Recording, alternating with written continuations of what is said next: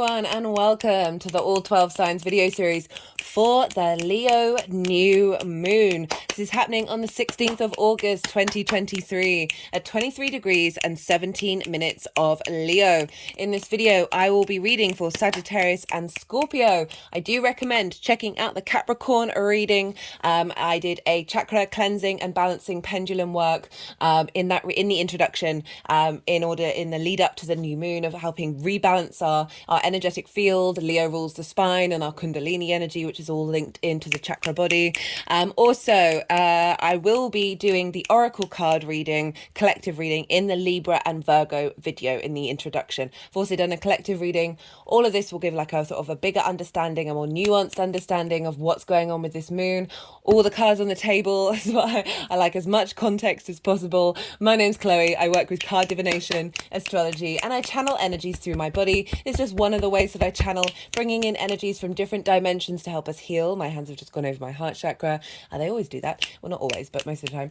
Help us clear stuck energy and open up portals to the creator energy and our soul, allowing us to get in alignment with our soul's journey in a conscious way. In these readings, I focus on you.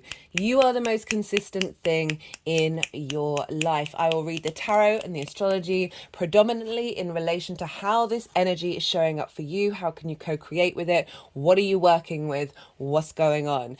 Rather than say a business stuff or love stuff, if I get strong messages linked into that, I will talk about it, but I like to prioritize you. And so this means I read the tarot for you, like court cards, they'll be about you.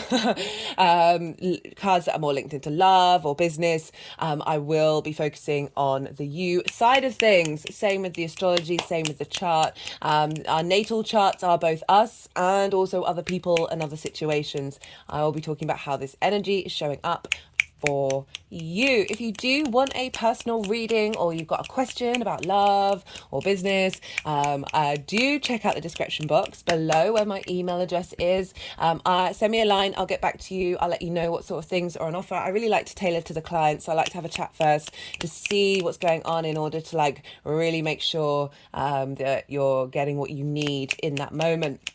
I work with the whole house system. This is based off the Greco-Roman period, the Hellenistic period over 2,000 years ago. So more of a traditional way of operating with astrology. I use those principles as a foundation, and then I work with my own intuition, but that means I use the whole house system in these readings.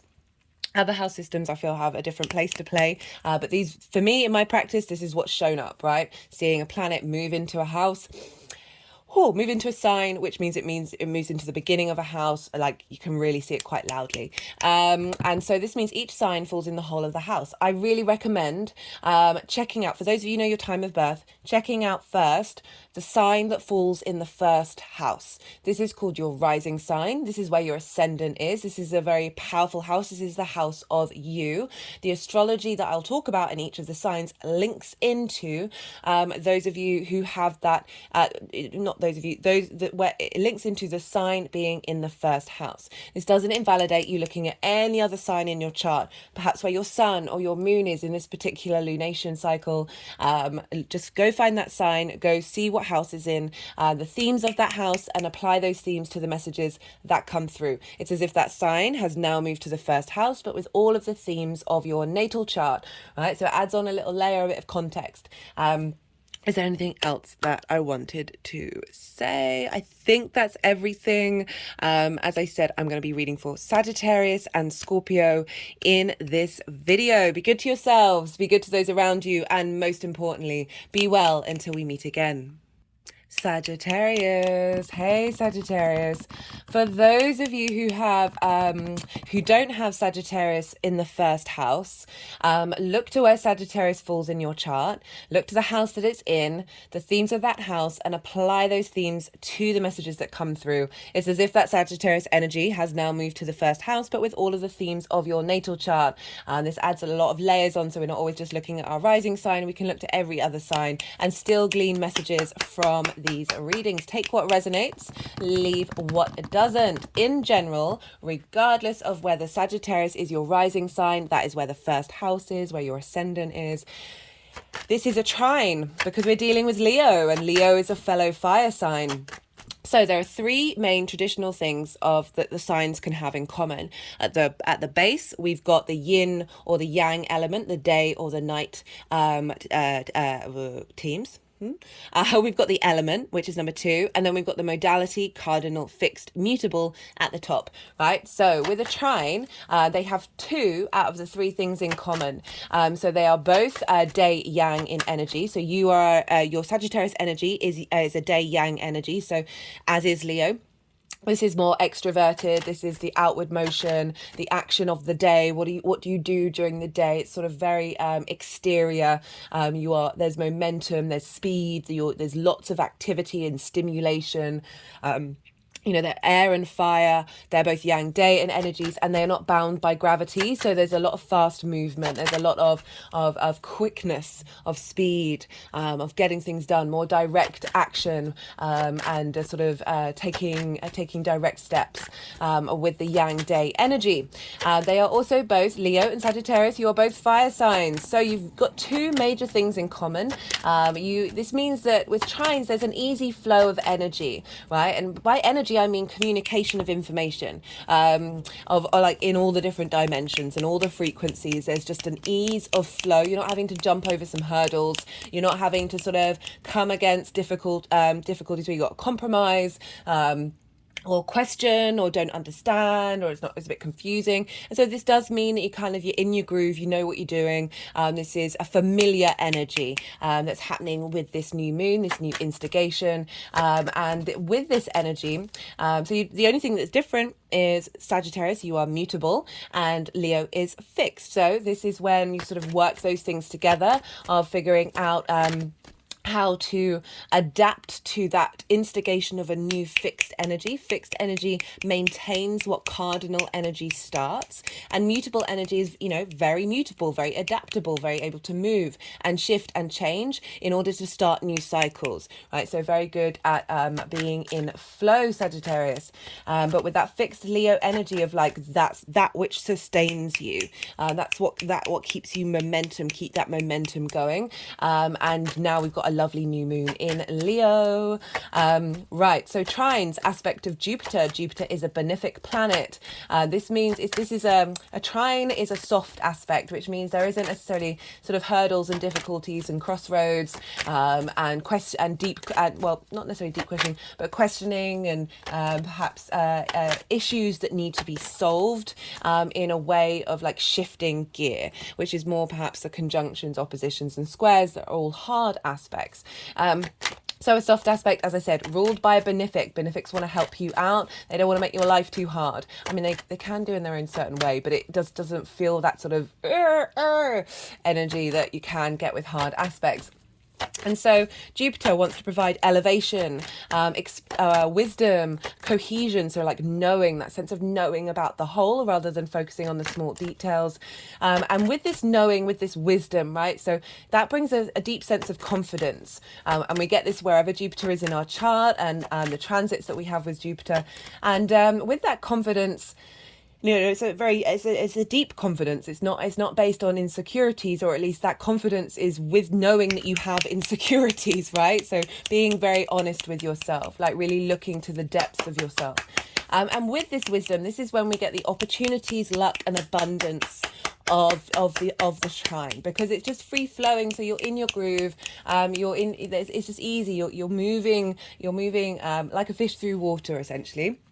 And so this is when you're more in coherence with the energy around you. And so this is when we can start to sort of co-create in a way that provides opportunities. The universe will provide opportunities with this. I will always say with trines and sextiles, that's another soft aspect. This can feel really comfortable and familiar. And as a species, we often find when we are in comfortable and familiar situations, we take it for granted, right? That's something we have to work on as a species. And so this is what, I always bring this up. I bring up the difficulties and wonders of the squares and the hard oppositions as well. But this, you've got to see the flip side. So you might find yourself getting a lot of ideas and a lot of inspiration, but not necessarily putting it into place. However, this is a new moon, and this is a great energy to have for you, Sagittarius, for this new moon. Right, so for Sagittarius rising, this is happening in your 9th house. This is the house of the gods. The sun loves being in the 9th house. So you got a lot of support from the sun. It's one of its favorite house to be in. And this is a sense of perspective, right? This is your morals, your ethics, your philosophies, your connection to spirituality, your connection to book religion, nature, science, whatever it is that you question and work through and know that is bigger than yourself, and you use it to map yourself out in the world. Okay, your bigger perspectives. This is also about learning and teaching. It's about mastering something. So it's like after having initiated a skill, a journey of learning, this is more like you're getting to that area where you're like, oh, I'm feeling quite confident about this. I'm feeling like I know what I'm doing. Always admit that every day's a school day, but that doesn't mean that you can still have this sense of flow and ease and comprehension of what it is that you're doing to a level where you're like, okay, no, I feel like this is doing well, and this, it's also about teaching as well, because when we gain that skill, we get to that state of mastery, or at least we head towards it. We are then able to share that information with other people, not to be dogmatic and change their mind, one would hope, but just in order to share different perspectives and have conversations about these things. It is also linked into traveling somewhere for a longish period of time in order to change your perspective. It's often very much linked into foreign travel, but it could also be different dimensions, or somewhere in your own the place that you live. It is unfamiliar to you, right? So engaging in that which is unfamiliar in order to change, and not change, but broaden your perspective, because it doesn't necessarily mean that it's going to change your core perspectives, but certainly add on to those. It's also about, as I said, very spiritual house. It is traditionally the house of the gods, where we question and or honor and be in devotion to that energy, and certainly how you engage with teaching and learning as well. How do you engage with the way that you question things? And the Leo energy is very authentic, very heart orientated. It can also be about look at me energy. Definitely could be a vibe of needing the center of attention. You are the center of the attention of your universe, right? Nothing wrong with that. I mean, we all are, aren't we, really, to be honest? Like, we're all in our own little realities, wandering around, experiencing this particular dimension from our own space, and everybody's interpreting it in different ways. So arguably that is inherently what we're all experiencing.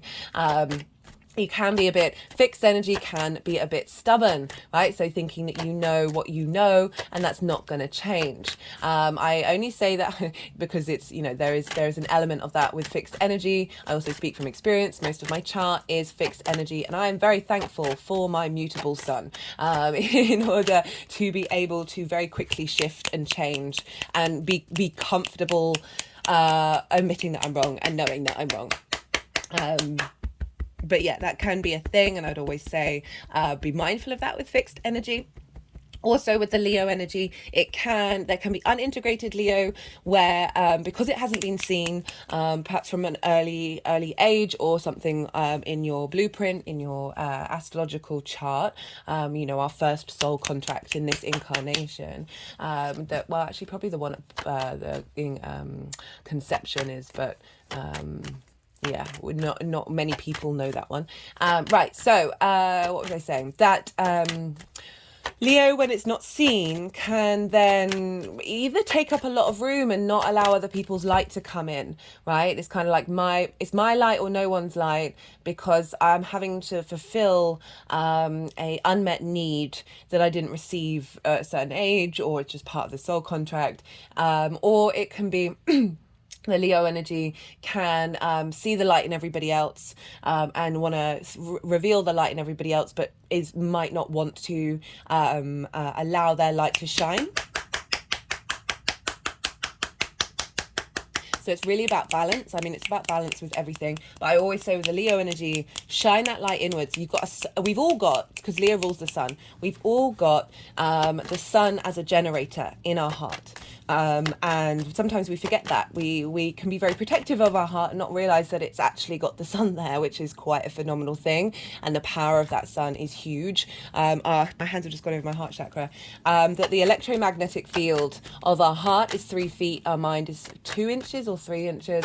And that means like our life force, like our vibrational voltage goes out in the world is very big when it comes from the heart. So acknowledge that you have a sun within your generator, so a sun within your heart that acts as a generator. Shine that light inward. Don't seek that from the outside world. Become your own beloved. Become your own heart space. And the more that you do that, and it's not about shutting other people out, it's not about denying other people's light, but if you feel depleted in any which way, right, really, really, really nourish that self-love. And that way you will, your light will be so bright that you will be in balance, right? You'll be able to be in harmony with others, support others, as well as take up a healthy amount of space, allow other people to have a healthy amount of space, all of that jam. Right, I'm just going to pause for a second. So all of that is trining your first house, and your first house is the house of self, how you embody yourself, how you embody your sun or your moon in your actions and your deeds, depending if you've got a day or a night chart. It's your body, it's your appearance, it's your vitality and character, and often how other people see you. It's a very prominent house. So you've got this very lovely free-flowing energy that's helping you with this new moon instigate a new way of operating of embodying from a heart space your perspectives. Right, I'm pulling cards for 3 different piles. The first pile is the lead up to this new moon. The second pile is for the energy that's coming down from the moon itself. And then the third pile is how this is all manifesting moving forward. So that first pile, right, so the lead up to this moon, I work with this from the full moon to in the same sign to the new moon, so a 6-month cycle. You can also integrate from the last full moon that was in Aquarius, what we're integrating the downloads that we got there into this new beginning, and then forward into that Pisces full moon that's coming up. It just adds on a different layer. But I like to focus on that full moon. That was on the 5th of February 2023. And so everything that culminated then, what have we been integrating? How have we been moving forward with that? It's also linked into Saturn. Okay, so this is the first lunation in the sign of Leo that doesn't have Saturn opposing it in the sign of Aquarius. We just had that with the Aquarius full moon, and that really felt like a culmination of everything that we have been working through over the last 2.5 years. So Leo's had a bit of a bashing for 2.5 years, because not only did it have the opposition with Saturn, but it also had the nodes in Taurus and Scorpio, which was squaring that Leo energy. And so very catalytic energy that was going through the sign of Leo, maybe feeling like your heart space wasn't really as loud and proud as it could have been. My hand has just gone over the heart chakra, and really reevaluating that and really strengthening that. But there may have been some difficulties. We'll see what happens when it comes up with it in the cards. So you also, this is a trine though, so it would have had a little more ease than some of the other signs with everything that's been going on over the last couple of years. But so the energy's really been what we've been working through the last 6 months, but also a real big culmination of everything over the last 2.5 years with this instigation with the new moon, right? So we're now moving forward into a new chapter. In the collective reading that I've done right at the beginning, so it's quite easy to access rather than watching all the way through if you don't have time, I broke down the sort of the progression that we've been making since the Aries hybrid eclipse. That hybrid eclipses happen once every 10 years, and this is a very strong channeled energy of soul integration, and with each new moon all the different past lives and future lives being more in lockstep with one another and slowly building our access to this on a conscious level. So now, so I broke down each of the new moons that we've been instigating new aspects and new integrations with that. And now this is sort of the soul of a soul combination of how we move through that from our heart, right? So big heart energy, big solar energy as well. Leo is ruled by the sun. So we've got this quite a phenomenal new moon happening here. As I said, this is trining your Sagittarius energy. So this is really instigating your understanding of how you embody your perspectives. this is a new moon, so we're starting a new part of the journey. We're putting intentions down around this area of our life, whether we are conscious of it or not. This energy is being, everything that I'm going to talk about in terms of the astrology, this is also being seeded in this new moon, in this new cycle for the next 6 months, that we are then going to integrate and like slowly bring into force, like slowly bring into creation.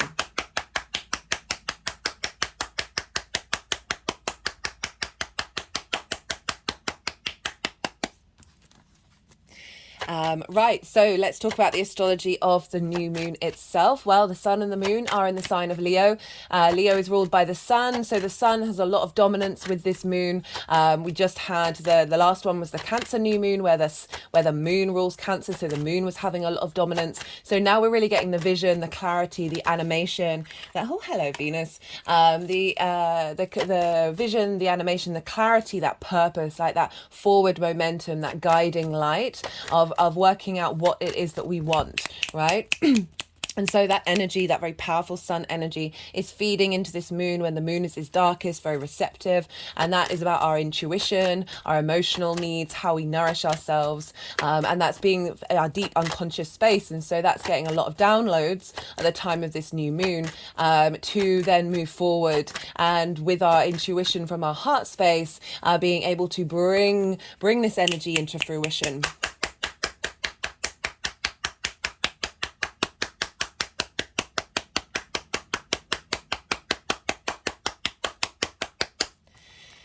There's a lot going on with this moon. One of the things that's going on is the fact that Venus is retrograde in the sign of Leo. If you haven't checked out the Venus retrograde series, I do recommend it. She retrogrades the least out of everybody, and so when she does, she holds a lot of weight. The last time she retrograded in the sign of Leo was 8 years ago. We are culminating and tying up what we've learned in the last 8 years, and now we're moving forward for a next 8-year cycle. And Venus, at the point of this new moon, she is now a morning star. Okay, so we had the Sun Venus Cazimi on Sunday, which was yesterday.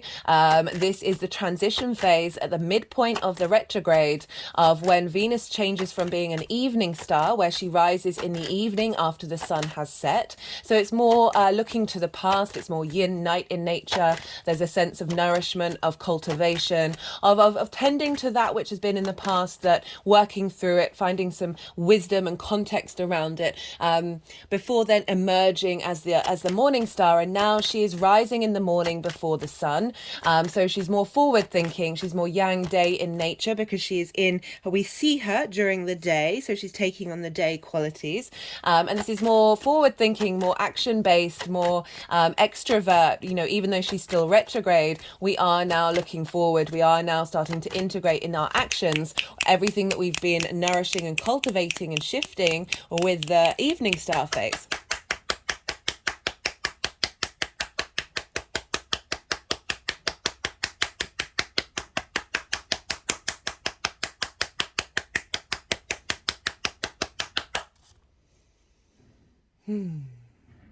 Okay. This is the Venus card. For those of you who don't know, the Empress is ruled by Venus.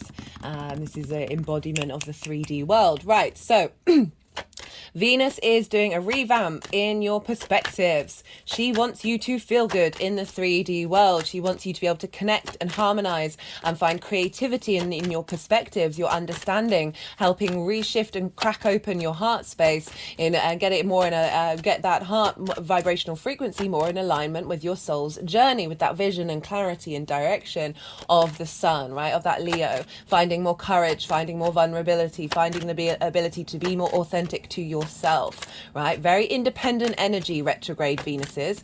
So all retrograde planets, it's kind of like 3 times a charm. It can take a little while in natal charts to get that going, but they've had to do some side quests and some detours and really like go over the energy and find nuances and depth. So we've got a very deep Venus, right? She's emerging from the underworld.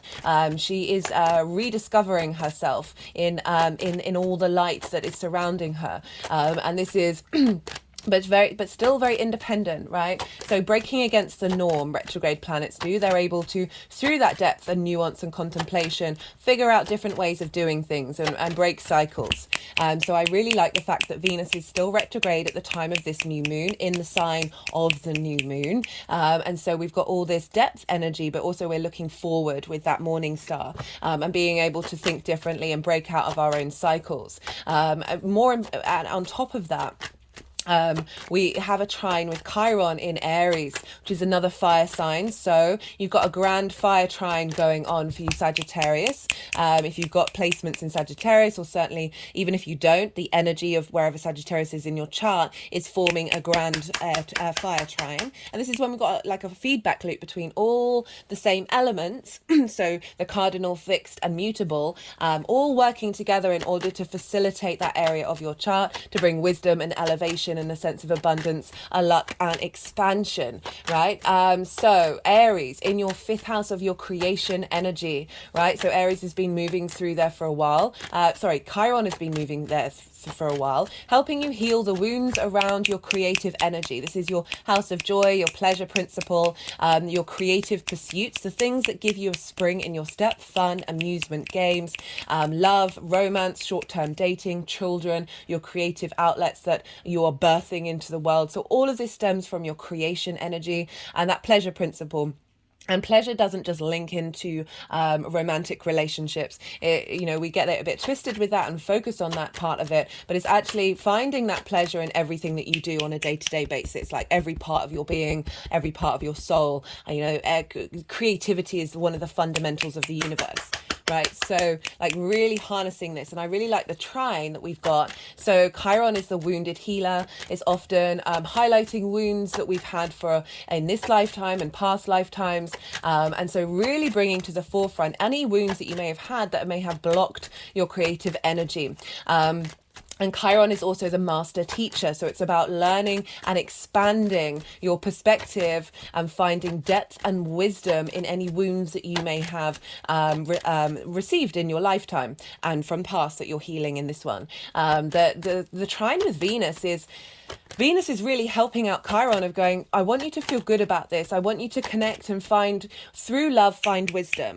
Through wisdom, find love, right? Always leading back to the love side of Venus. That is also another fundamental of the universe, that the more that we lean into that rather than into pain and that hurt of those wounds. Yes, those are very valid human experiences.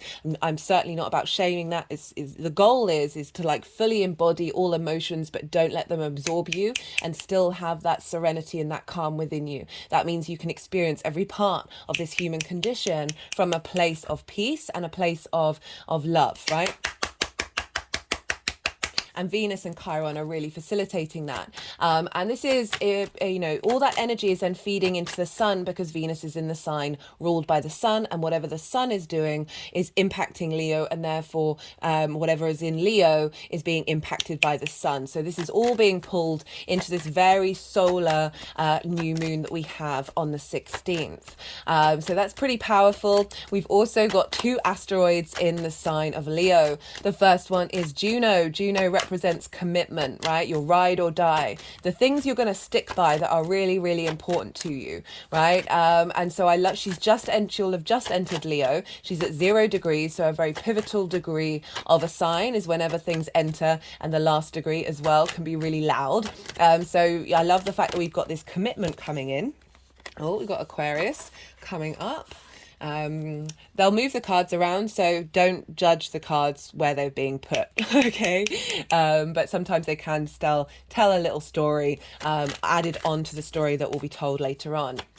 What was I saying? Yeah, so Juno, so she's bringing commitment into the rest of this energy. And what I love about this is a very independent moon. This moon is calling for you to be comfortable in your own heart space, to be able to express it without dimming your light, but also with respect of other people's light, and realizing that we are in a state of abundance rather than a state of lack. Okay, so remember that. Remember Juno. All right. Remember Juno. We've also got Black Moon Lilith. Okay, so she's at 24 degrees of Leo. This moon is at 23 degrees, so a degree away from the sun and the moon, so a very close conjunction. Venus is also conjunct. She's at 18, so that's 5 degrees away. That's still close for a conjunction, especially with the sun and the moon.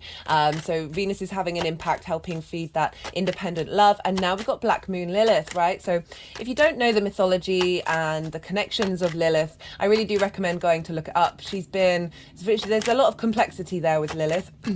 And she's been a scapegoat. She's been a vessel for society to put a lot of energy in. That when they come across energies that break against social conventions, or when dealing with difficult pain linked into sexuality.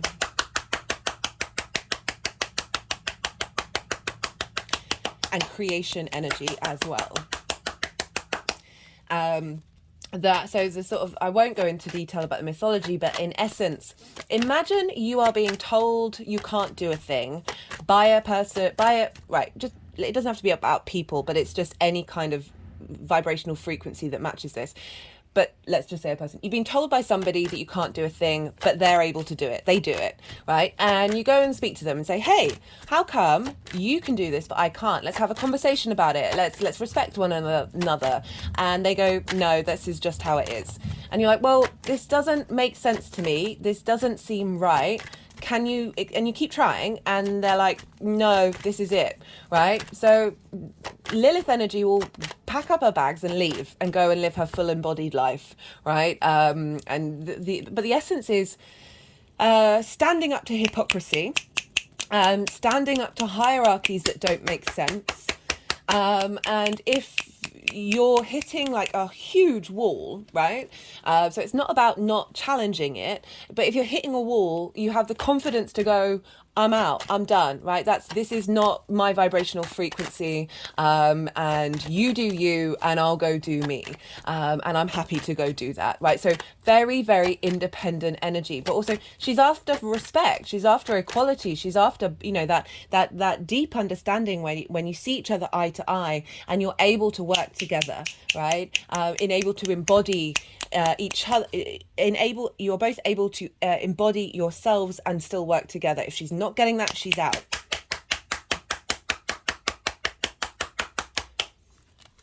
So very, very powerful, independent energy feeding into the sun and the moon. Love it for us all.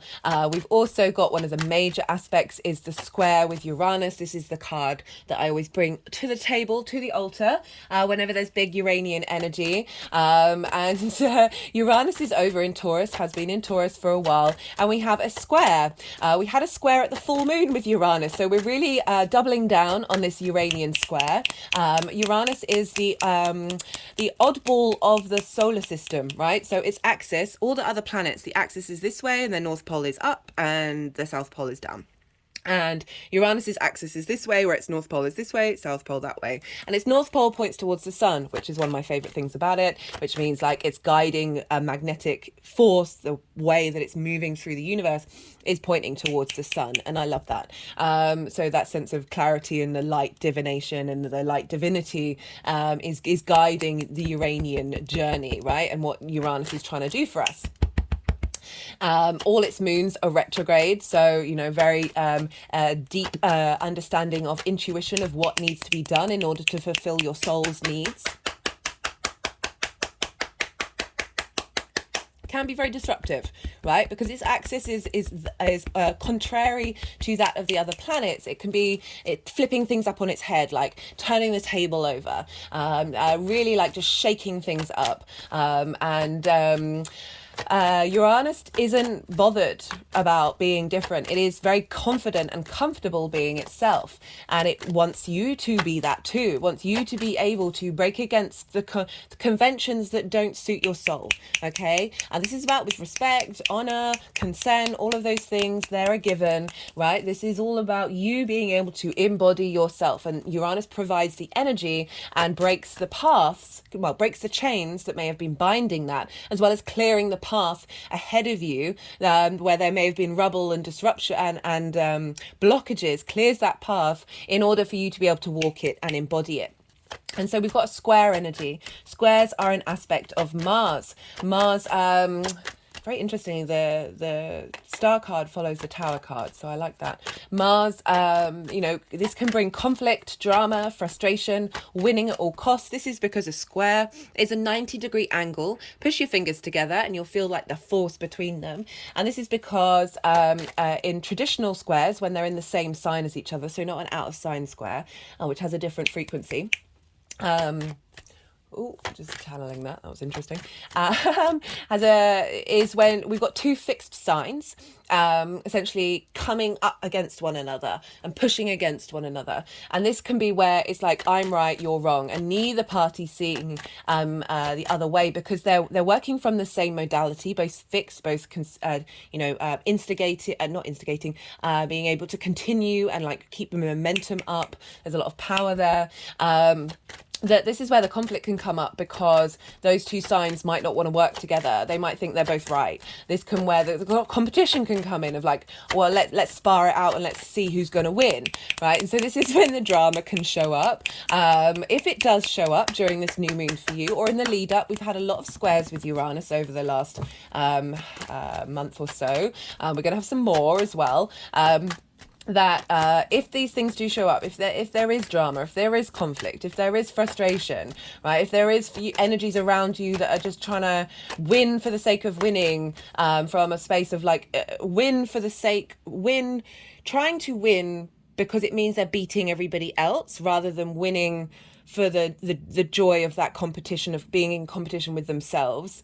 This is when the universe is saying, hey, let's show you something that might be something that you need to work on and decide, do I need to be in this conflict? Do I need to be in this drama? Is it really important to me? If it is, working out ways of dealing with it differently, rather than perpetuating the cycle of conflict. It can also bring up these situations to let you know that you're no longer being triggered and you're operating from a different space. And these are always great tools, because this brings in full integration rather than sort of a mental idea that you have integrated. You're now being provided with a scenario to embody that, and then that helps your emotional body and your physical body feel comfortable in that situation, where in the past they might have got triggered.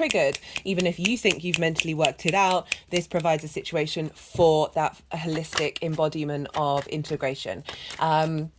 The other side of a square, which I want to prioritize, because each square is a hard aspect, so it can bring about challenges, it can be difficult, but also the other side of that is friction, right? Without friction, we wouldn't, I just have to pause, I've got a little bit of a tickle at the moment. Right, without friction, we wouldn't, this 3D linear time frame construct reality dimension that we're very consciously aware of, it wouldn't really exist. If you think about it, without friction, atoms wouldn't rub against one another. I mean, this is probably just one side of the universe, but, think about the overall principle. Without that, we wouldn't have time and space in the way that we think we experience it.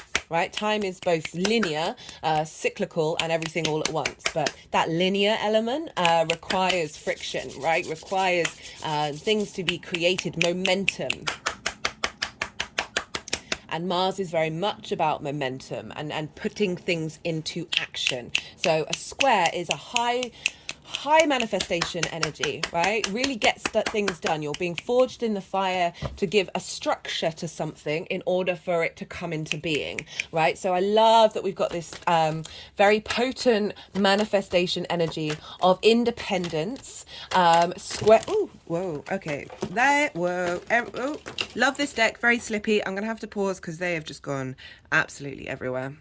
Sorry about that, Sagittarius. So they wanted some of the cards that had fallen over, that were upright.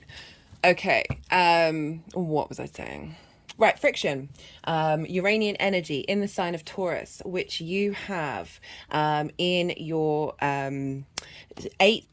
sixth house of work, health, and routines. Okay, so this is how you embody your work. How do you work through things, right? The second house is the skills that you have in order to bring things into manifestation, and the sixth house is how do you go about it. It's also health and routines. So this is Uranus is wanting you to be be confident. Uranus has been there for a while, wanting you to be confident in your independent way in which you work and the way that you go about things.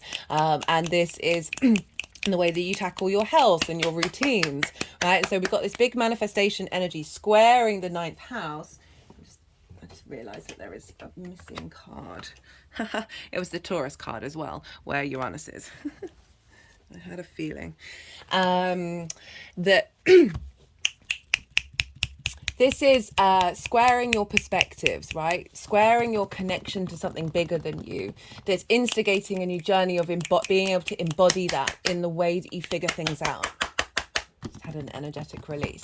So really, really like this. And again, from a very unique perspective, you're being able to bring in different ways of navigating this in a way that is in alignment with your soul's journey. We also have, what else have we got? We've got the nodes. Okay, so in the last 2.5 years, the nodes have squared Leo. Again, that's a square energy. So kind of being quite disruptive, kind of brought conflict, drama, but also that you're instigating and bringing things together, like so creating things in the world. Now the nodes have moved into Aries and Libra. So these are making soft aspects to the sun and the moon in this Leo lunation, right? Aries energy, I talked about that. That's your creation energy. That's where the North Node is. We've got a trine to the sun and the moon and Lilith with this North Node of where are we headed? What are we striving for when it comes to your ability to embody your creativity from a very personal spark of spirit place, wanting to explore that creativity, explore that sense of joy and pleasure, like really striving for that. And that energy of the North Node is imprinting this Leo energy of saying, okay, let's bring the joy into your perspectives. Let's bring that creation energy into your perspectives in the way that you communicate, the way that you learn, the way that you teach, the way that you contemplate and understand yourself in the world. We're bringing some more joy into that. We've also got, and that's a trine, so providing wisdom, elevation, expansion, right, of that energy, that's free-flowing energy going up. And that's also trining your Sagittarius energy. So we've got a real lovely, like, transformational energy, that fire energy, very passionate, very driven, a flowing through this new moon, especially for you Sagittarius, because out of the fire signs there's stuff going, well, wherever it is, there's stuff going on that's activating that grand fire trine. We've also got the South Node over in Libra, which for you is in your 10th house of hopes, 11th house, hopes and dreams, friends, groups and alliances, as well as reaping the benefits from your 10th house, your career life purpose house. So these two houses, the 11th and the 5th, the 5th is the house of joy, the 11th is the house of good spirits. So you've got a lot of positive activation happening here, feeding into these new perspectives, these new embodiment of heart-based, independent, autonomous perspectives. South Node is refining your hopes and your dreams. There's a real sort of going inward and cultivating. You're comfortable with your hopes and your dreams, and with that you're able to really build on that. Do check out the Nodal Transit series. That's in its own playlist. It's really easy to accessible if you want more information about what this overall North Node, South Node transit is going to look like. So that South Node is providing creative energy. It's a sextile. Again, another soft aspect ruled by Venus, another benefic, very free-flowing, easy energy into this new moon. And so creative energy, a sense of love, appreciation, value, connection, harmony with a sextile. And this is when they've only got one thing in common, and that's the baseline. So they're both yang, day, and nature. The other two things means that there's 4 different energies playing with this baseline energy. So fire and air, a cardinal and fixed energy. So this is where the brainstorming comes in, but there's an appreciation because the root and foundational energy is in common, right? So you've got that baseline that you can then get creative with, like you can have a sense of appreciation. So you've got this connection energy, this creative energy of your hopes and your dreams, of what it is that we're refining and building on, perhaps what friends and groups and alliances you want to be connected to on a vibrational frequency, as well as reaping the benefits from your 10th house of feeding into this new moon, of how you understand yourself in the world, giving the confidence of integration of your hopes and your dreams, and this sorts of this harmonizing that with this with reaping the rewards from your guiding star of your 10th house. So really, really strong fire and energy. However, we've got another main aspect is going on in Virgo, right? So Mercury's there with Mars and Pallas Athena, which is another asteroid. This is this is an asteroid of strategy, logic, and embodied wisdom, right? And so she's conjunct Mercury and Mars. They're a couple of degrees away from each other, but they're still very close in conjunction in the sign of Virgo, which for you is in your 10th house. This is your career house, right? So this is your life purpose. I like to focus on life purpose. It's your guiding star. It's your North Pole, your North Star, right? It doesn't have to be linked into career. Career can be a way of you facilitating your life purpose. It can come in many different forms. It's also your reputation. It can be linked into bosses. It's how the bigger outside world sees you on the main stage, right? So you've got a Mercury retrograde going to happen there. The Mercury's going to go retrograde a week later, and then we're going to have a Virgo new moon where Mercury is also going to be retrograde right at the key point of the new moon. It's going to go direct the day of the new moon. So I really like, we've got this Leo new moon with Venus retrograde in the same sign. We're going to have the Virgo new moon that it has a Mercury retrograde in its own sign. So we've got very powerful new moons that are being stimulated by a retrograde phase. I've done a Mercury retrograde series.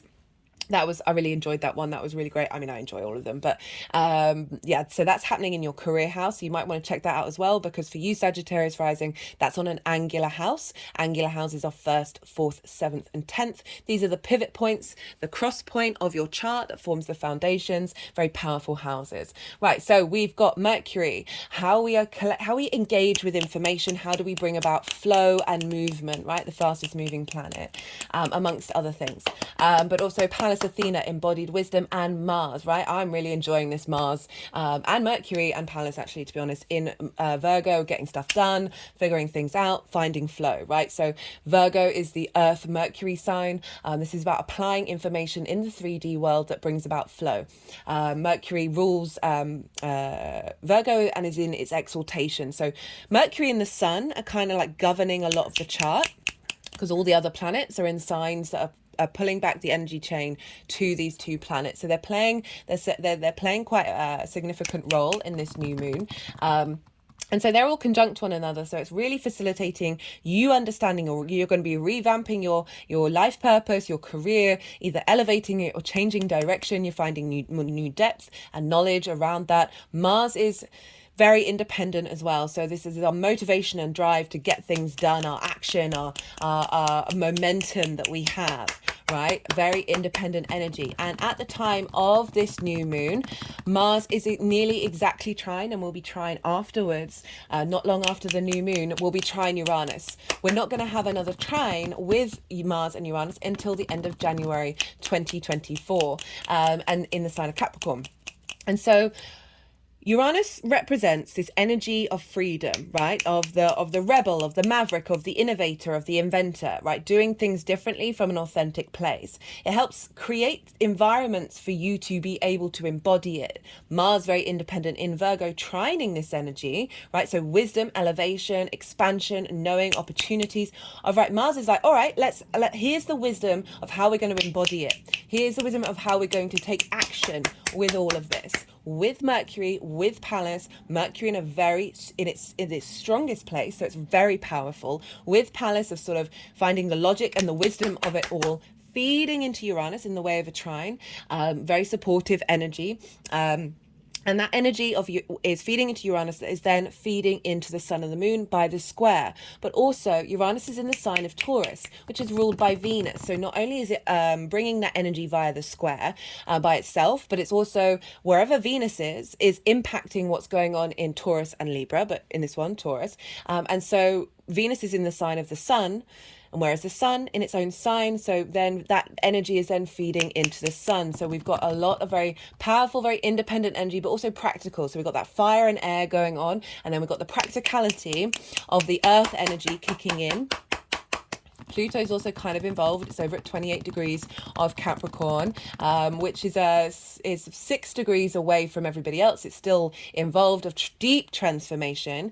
You have Capricorn in your second house of your skills, your resources, your tools. This is playing more of a role in the Mercury retrograde for sure, but it's that energy is still very much here of unearthing treasures, of bringing up confidence and power and magnetism and intensity in the way that you work in the 3D world.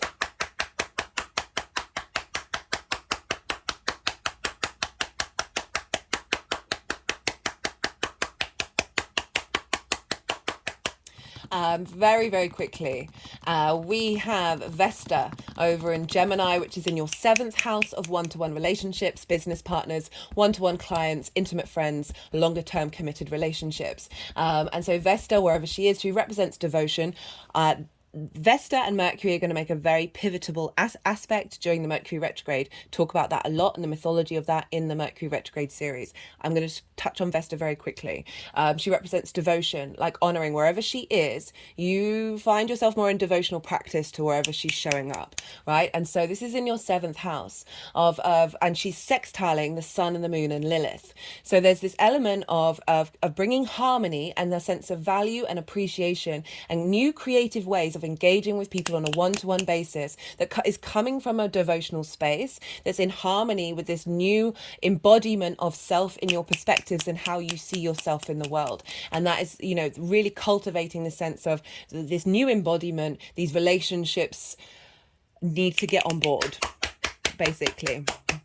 We also have Ceres over in Libra. Ceres is another asteroid. She's the grain mother, the harvest, that of abundance. She is that of nurturing, of nourishing us, right? Deeply, deeply nourishing us. My hand's just gone over my heart chakra. And she's in your 11th house, was in Libra, right? In your hopes and your dreams. She's nourishing your hopes and your dreams, and reaping the benefits from your 10th house, as well as friends, groups, and alliances.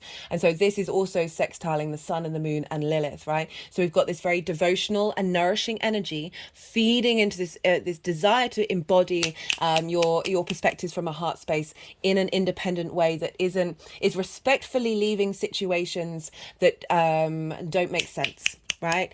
So really helping break away a lot of structures of if you've seen yourself in the world in a way that isn't truly representing your soul's heart space, then this is being transformed.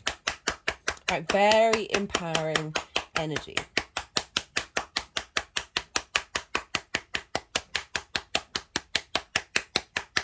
And then all of this is feeding by way of trine into your Sagittarius energy, providing wisdom and expansion and opportunities for you to then start to embody this, right? And be able to take action on it in your sense of character, really drawing it into your internal space.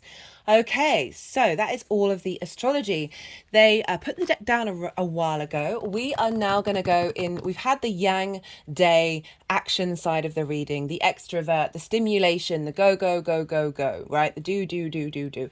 And we need that. And we also need our yin, night, rest, nourishment, cultivation, contemplation, energy, letting things digest, right? So this is the time I'm going to go quiet. I ask you to quieten your mind, really try and soften it. You just had loads of information. Don't try and force it. Just let it all digest into your being. If any intuitive hits come up, be mindful of them, be in observation of them.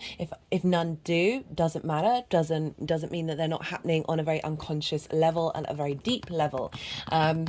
Just sit there. I'm going to be doing some energy work with the energies that I channel, and they will be moving the cards around into the 3 piles. When they've finished all of that, this is when I'm going to come back round and I'll start to incorporate the tarot into this journey for you, Sagittarius.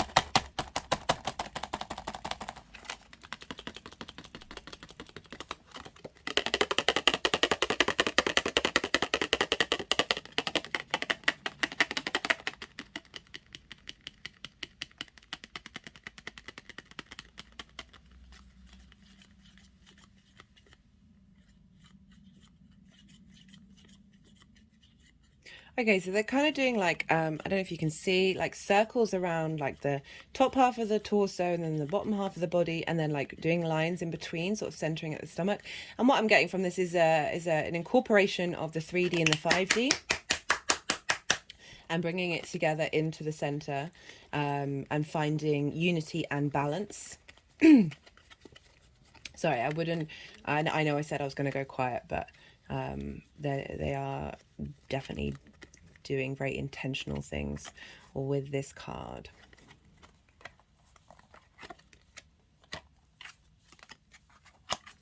Oh, I meant to move this down so you can see what is going on.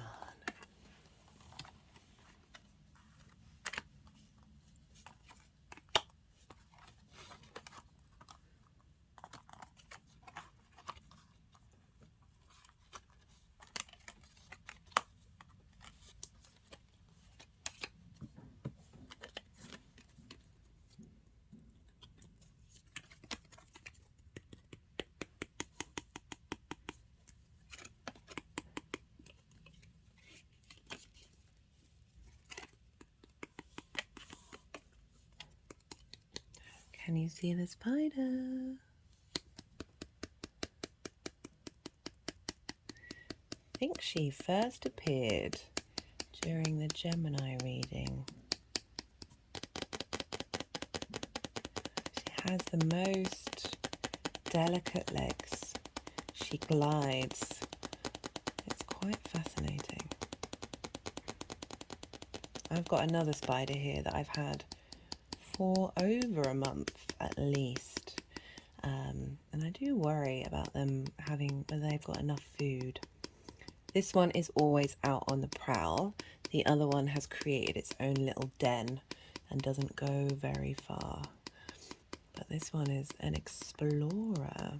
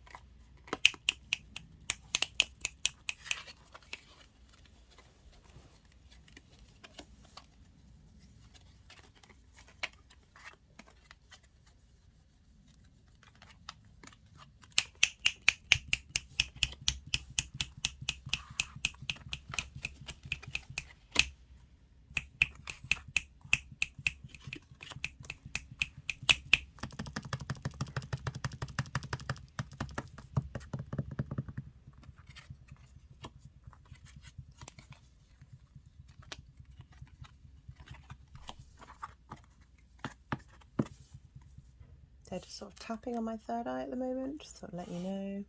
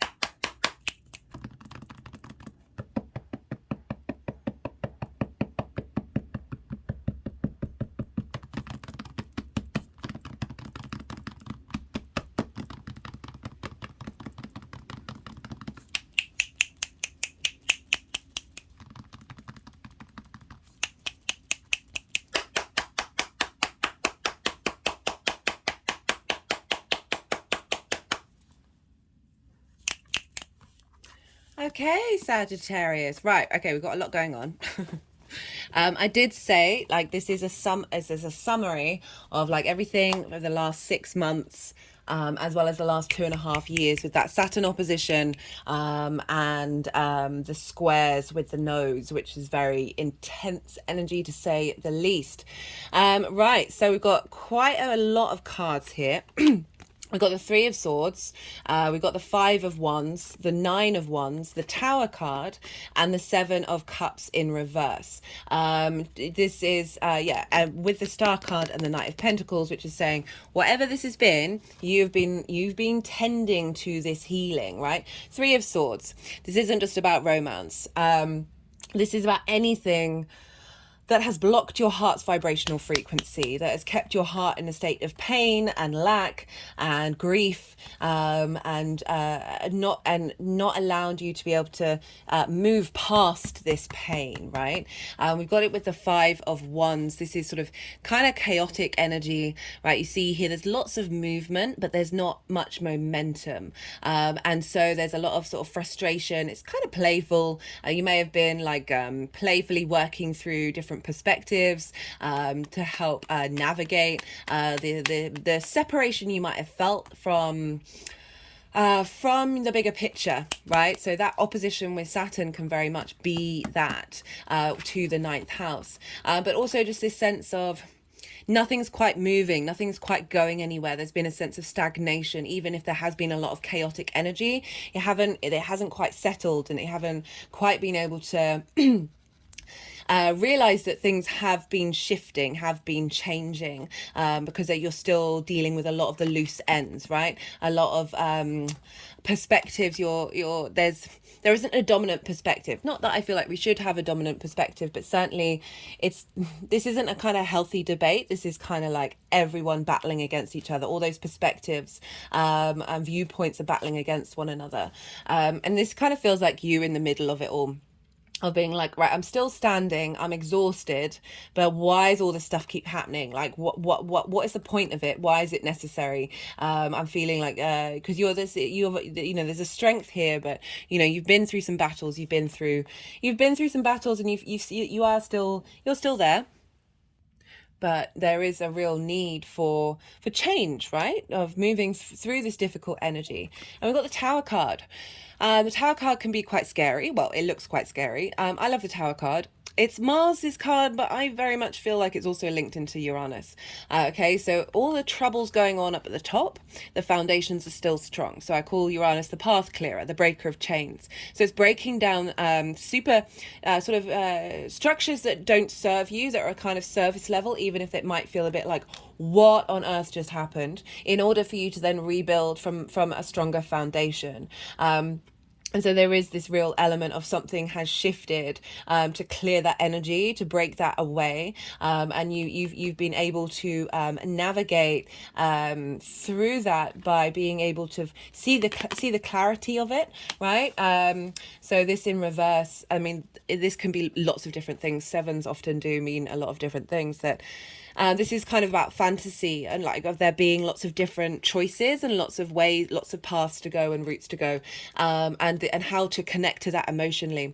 And it feels like the fog has been cleared, right? This is no longer you're no longer in that space of indecision, that you're able to see why these things have happened, and you've been doing a lot of work to re-navigate yourself, to realign your perspectives through all that chaos energy, through that heartbreak, right? With that Nine of Wands, I always say, do you need to be in conflict? Because sometimes we repeat that because we don't feel seen, okay? And that Leo energy, especially with the opposition to Saturn, because Saturn is the dimmest visible planet compared to that of the sun. So when it's in opposition, it can very much dim whatever it is in opposition with.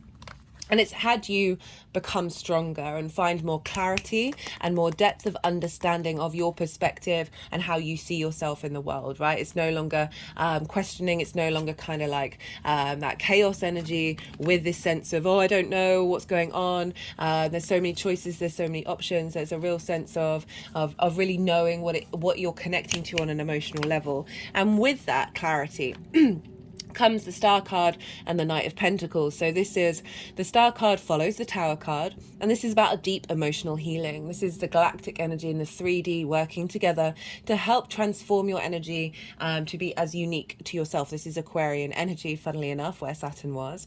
That she is unclothed, right? So she is as close to her authentic self as she possibly can be, certainly on the physical level. But it does represent deep authenticity in all the dimensions, right? It's also about being able to then hope and dream again, to be able to see the world and your place in it from a place of hope, right? So the last couple of years, I can imagine that might have been difficult. You've got it with the Knight of Pentacles, and this is really it's the biggest, slowest horse of all the knights, and you know that's the horse is going to get there. It may take a little longer than the Knight of Swords, but horses need rest. They get burnt out. They can't go that fast for so quickly. And this horse is like, you're going to get there in the end. Don't worry. Just keep doing what you need to do in order to ground yourself into the 3D. There's also strength and wisdom here with the oak leaves in the knight's helmet. Have you noticed the field has been ploughed? So there's a culmination, and there's a sort of a sense of now we're going to move forward and plant new seeds. Having processed all of that we've learned before, we now feel rejuvenated, and we feel like we can, with everything that we've learned, with everything that's been composted into that earth, we are now starting a new dynamic. Very loyal, very committed, like really saying that you have taken those steps. It may have taken a while, but the end result there is a foundational integrity coming in with that. So for the energy that's coming in with this new moon, oh, what a change of scene, eh? We've got the sun. Hello, the sun, with the King of Wands. So big fire energy coming up for you, Sagittarius. So this is a very clear representation of the sun is our vitality, our creativity, our animation, our purpose, right? There's also joy here, right? You see the flowers in the background, and the child representing that joyful curiosity of existence, right? We're getting some downloads of joy coming in with the King of Wands, which is saying confidence of knowing who you are, knowing your place in the world, and being able to take action on it. Wands are passion, this drive, this transformational energy, very creative energy, very sort of the entrepreneur, of being able to facilitate your passions in the way that you take action in the world. This is the energy being seeded. We've got it with the Ace of Wands, which is a great combination, especially after that Nine of Wands, which does represent burnout. That this is saying a renewal is coming in, a renewal of passions, of vitality, of virility, of life, right? That fire energy that has the capacity to both bring us light and support, and also burn us down and transform us. That real sort of creation energy of the fire energy. It is linked into spirit. It's the closest element to the heavens.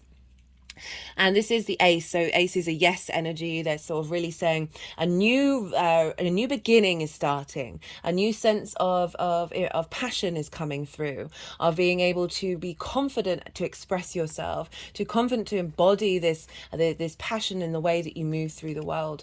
And again, that's linked into the 5th house, where Aries and the North Node are, of that creative joy coming in and being able to take action on it through your perspectives, through this sense of mastery, of connection, of feeling part of something bigger than yourself.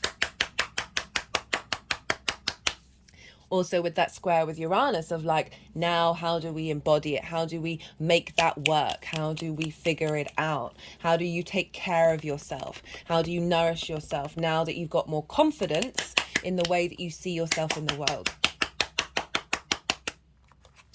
And we have this, where did that, because I swear that was that way. Okay, so we have this with the Lovers and the Two of Swords in reverse. So remember, in the quiet part of the reading where I spoke up, they were trying to integrate. They were integrating the earth, the grounded energy, with the spirit energy and bringing it into your body. Right. These two cards, especially this one in reverse with the Lovers, represent the ability to make decisions. Right. To be able to move forward. The Lovers is the Gemini card. This is also linked into your seventh house, so it could be something linked into that, of a sort of a committed relationship dynamic coming in that is matching this new vibrational frequency. That's just for some of you, not everyone's working on that. It could be clients that come in, it could be a business partner, it could be new friendship dynamics that are in alignment with this new sense of strength and confidence and joy that you're putting into action that's being seeded here. The Lovers, as I said, Gemini, this is about integration of the masculine and feminine spirit together with all that knowledge and integration, higher mind, of the higher perspective of the mountain. You are then able to make decisions that serve your long-term goal when you are at crossroads, when you are when there is a point where you're like, which direction do I go? There is a sense of clarity. We've also got the Two of Swords in reverse, which is saying you are no longer in this pause phase where you're having to go inward and tap into your intuition. Now is a time of you're instigating a new cycle where you are able to find that clarity and act on it.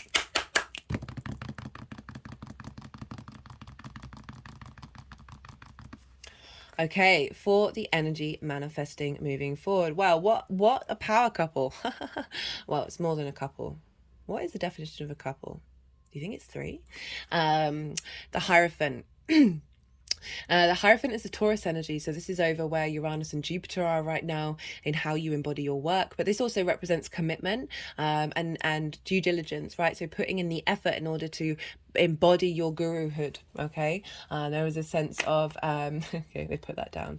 So there's this with this instigation of this perspectives. Remember, ninth house is the house of the gods. This is linked into a sort of more traditional book religion, but this is saying you have something to share now. You have something to share and to express, and you're feeling very confident because you've gone through the work, you've done the things, and now you're instigating. This is how this is manifesting moving forward. You are able to be confident and comfortable in your perspectives, right? And it's not about converting anybody, but certainly being able to express that in a way that means that others are listening to that. They're listening, they're matching that vibrational frequency. They are being drawn, situations are being drawn in that direction. We've got it with the Two of Cups and the Empress. So I like the fact we've got the Lovers.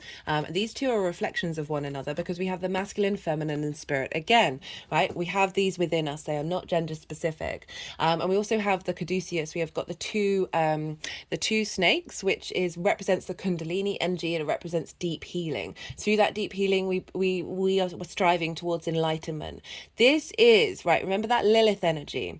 This is the equality, the respect, the honoring of each other's emotional space and the emotional dynamic, and how they find joy, how they find creativity in their lives, and really honoring each other, right? That's what this is about. You honoring your understanding of you with the outside world, being able to bring those together in a state of harmony rather than that discourse that we had right at the beginning, and being in flow and respecting and being, these energies are able to question one another, are able to communicate with respect, but it doesn't mean mollycoddling. It doesn't mean codependency. This is very two strong energies working together for the higher good, right?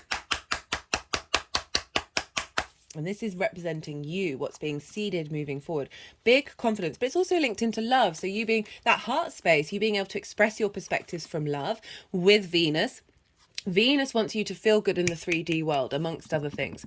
This is the Empress card, right? The epitome of that. The fertility and the experience of the 3D from a space of love, from a space of harmony, this cultivation, this nourishment, this sense of opportunities that you're, rather than feeling kind of battle weary, heartbroken, a sense of chaos, there is now this ability to move through the world with your perspectives, with your understanding understanding of how you engage with those perspectives, engage with something bigger than you from a place of joy, from a place of love, from a space of fertility and feeling good in this 3D world. It's no longer like, oh my God, what on earth is everything going on? You're now operating from that heart space, from that love, finding connections, finding this creative way of engaging with those perspectives. And that's all with that square with Uranus of the embodiment.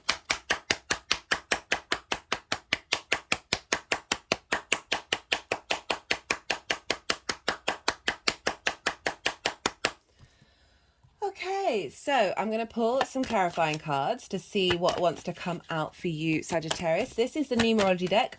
All the decks are in the description box, as are the dates. I will be putting in the description box where the chakra cleansing pendulum work was. That was in Capricorn. And in the Libra and Virgo reading, that will have in the introduction the oracle card reading linked into this new moon. Right, what wants to come through for Sagittarius?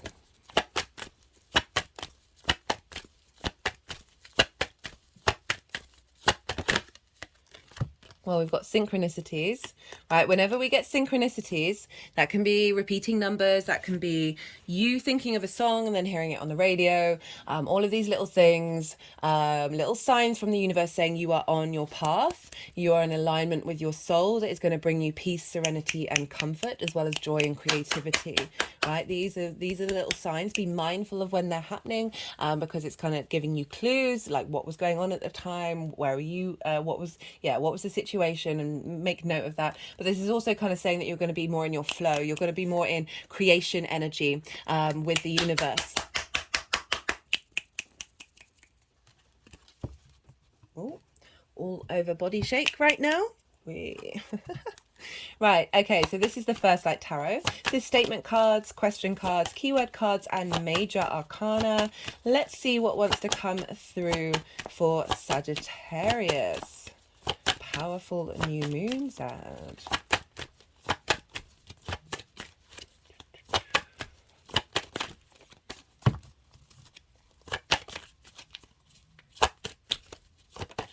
Oh, that was definitely others looking in. Okay, so right, this is the house of the gods. Right, however that shows up for you, right, whether you believe in creator, whether you believe in nature or science, whatever it is, this is saying you're being supported, they are in observation of you, there's this transformation, there is support coming in.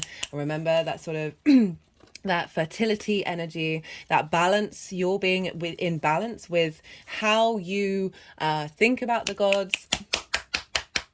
Whatever it is, they're just avatars of like core fundamentals energies, which are all part and parcel of the all within the one within the all.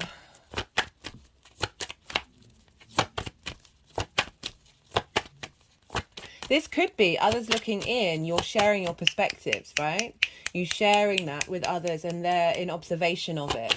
That wisdom. With that Hierophant card, that's going to be specific, because the 9th house is about teaching.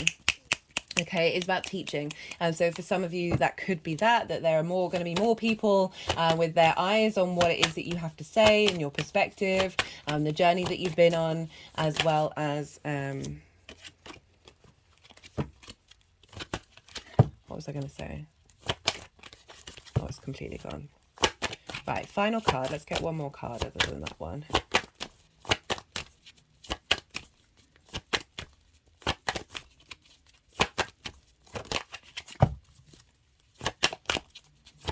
Hey. Who may I help? Okay, right, so that's for some of you, that's doubling down on the fact that this journey that you've been on, this is gonna, even if it's just by your own vibrational frequency, admitting that, it doesn't necessarily be that you're going out and teaching people, but certainly this new vibration, this elevation of your vibrational frequency is going to ripple out, right? It's going to ripple out that For those of you who are like, well, I don't teach, everything that we do, all the actions that we take, the vibrational, that integration that we do, our understanding and our expression of that through our actions, remember this is all trining your first house of how you embody yourself, has an impact whether you are conscious of it or not, in the collective, and that.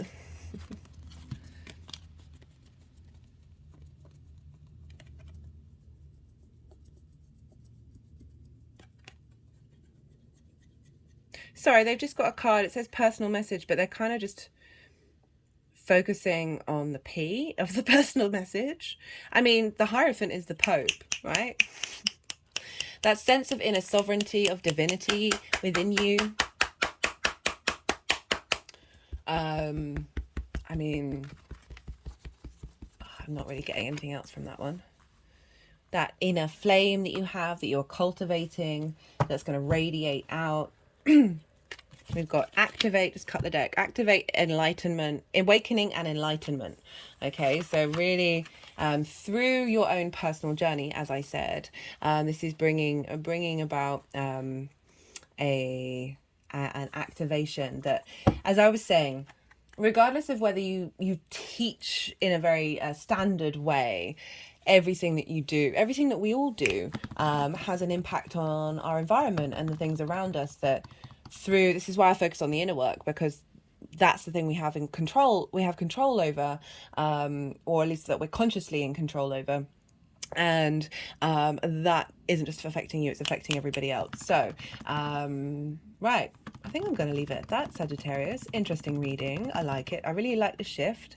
Something very invigorating is coming through. Remember, Venus is reworking how you look at yourself, at the world. So this is a very powerful new moon.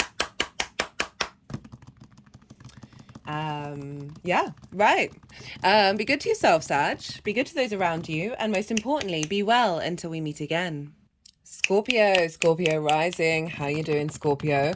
For those of you who don't have Scorpio in the first house, look to where Scorpio does fall in your natal chart, the house that it's in, the themes of that house, and apply those themes to the messages that come through. Take what resonates, leave what doesn't. In general, regardless of whether Scorpio is your rising sign or not, this energy of Leo, this Leo new moon, squares Scorpio energy. Squares are an aspect of Mars. They can bring about conflict, drama, and frustration, winning at all costs. This is because this is a 90-degree angle. Push your fingers together, do it at home, and see how much pressure there is. And with this, we've got two fixed signs, and so they're the same modality. So they can kind of both think that they're right, and this is where the conflict and the drama kicks off, right? This is where the frustration and the winning, and not compromising can happen. If anything does crop up around these kind of energies, these are wonderful teaching tools. Okay, so things may crop up where you get triggered and you're like, what on earth is this? This is your unconscious space, your soul saying, hey, this is something you need to look at, you need to think about, you need to work out whether you need, look to the root of why this is triggering you. Very, very helpful tools.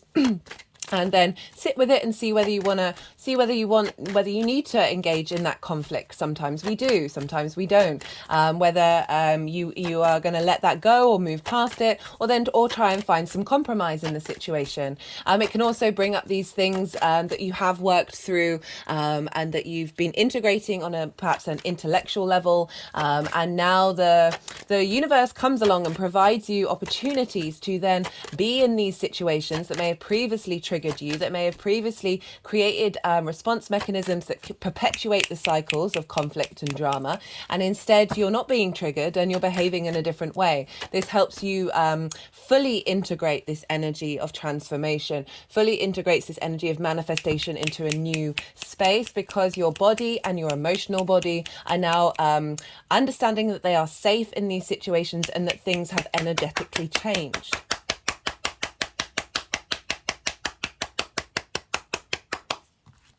We also, the other side of a square, so squares are in a hard aspect, and this can mean that there's like a few challenges, there's some hurdles, takes a little bit more effort, right, to bring this energy together. The other side of that is friction, okay? So squares are a powerful manifestation energy, right?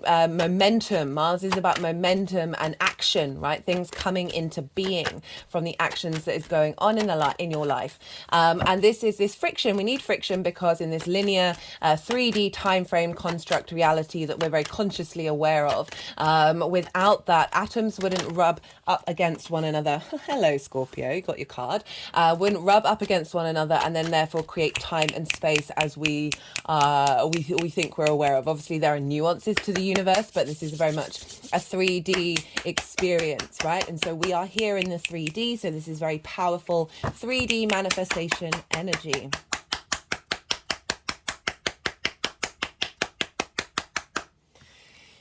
Not only that, but okay, they're quite insistent on doing some energy work, guys, so do bear with me with this. It's all part of the subtle energetic transfer of what's coming through.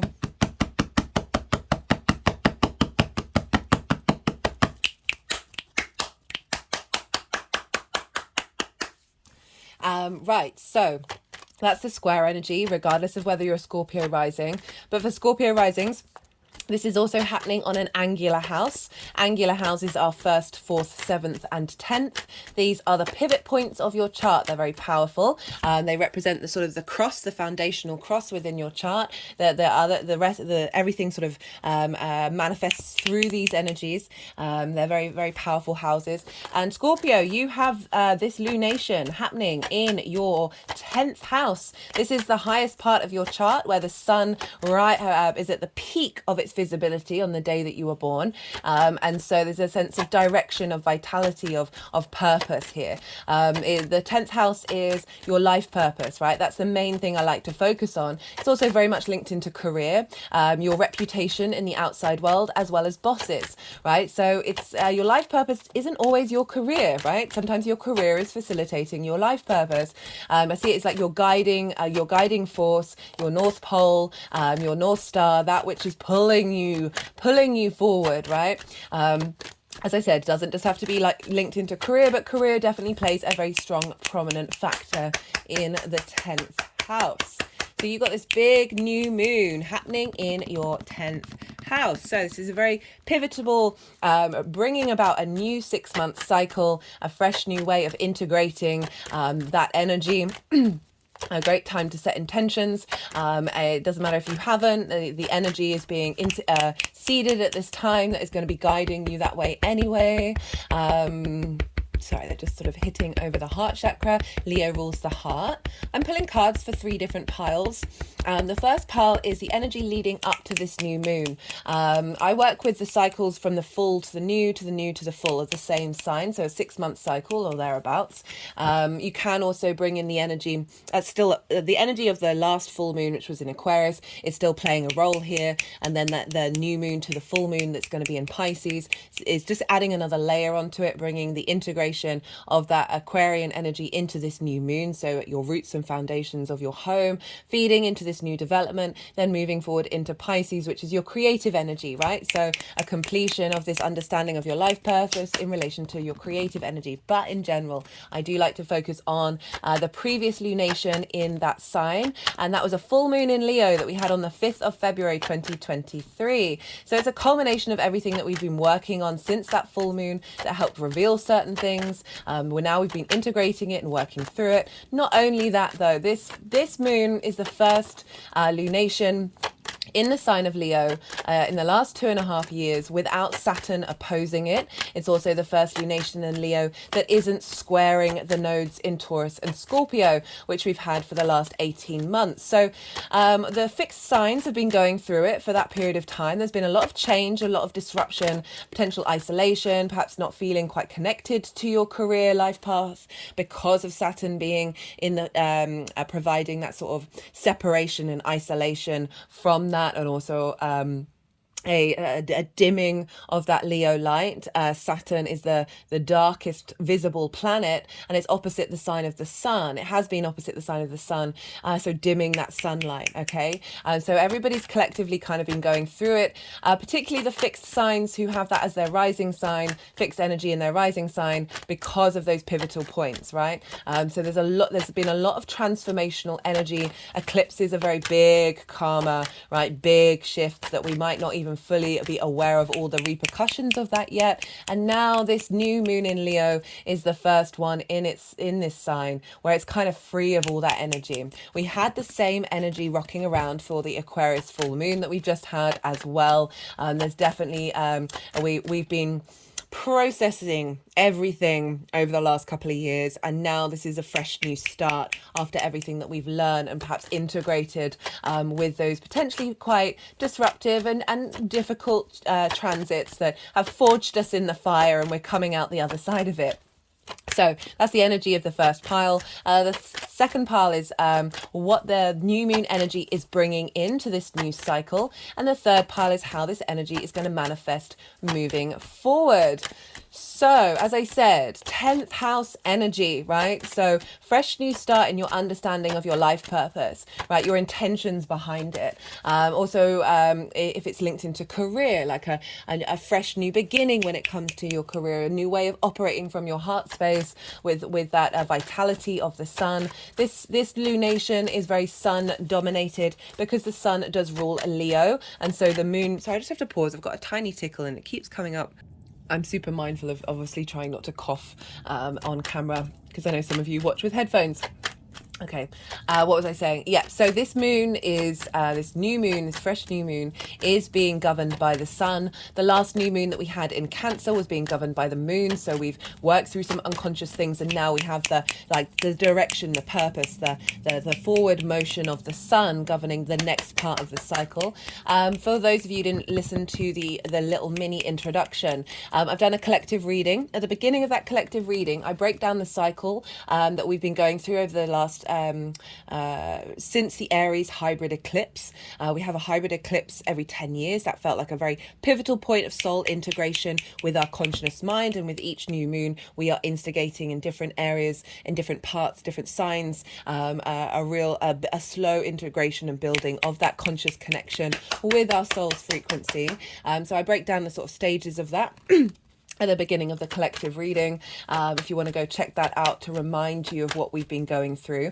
This is essentially our soul's frequency operating from a heart space, coming through a new integration of that journey. I've also, in the Capricorn reading, done a chakra balancing and strengthening pendulum work in the introduction in the Capricorn in episode, and I will be doing the oracle reading in the Libra and Virgo reading. For those of you who didn't catch the introduction, that's what's going on, to give you a full rounded understanding of what this moon's like, because this moon's pretty it's a lovely moon. It's very, very independent, which I will get to. So what else was I saying? So a fresh new understanding of your life purpose. This may instigate a new redirection of that which you've either been working on in your life. It all depends on where you're at in your life cycle, or helping you bring in new energy to understand from your heart what your heart's trying to tell you of where you're headed.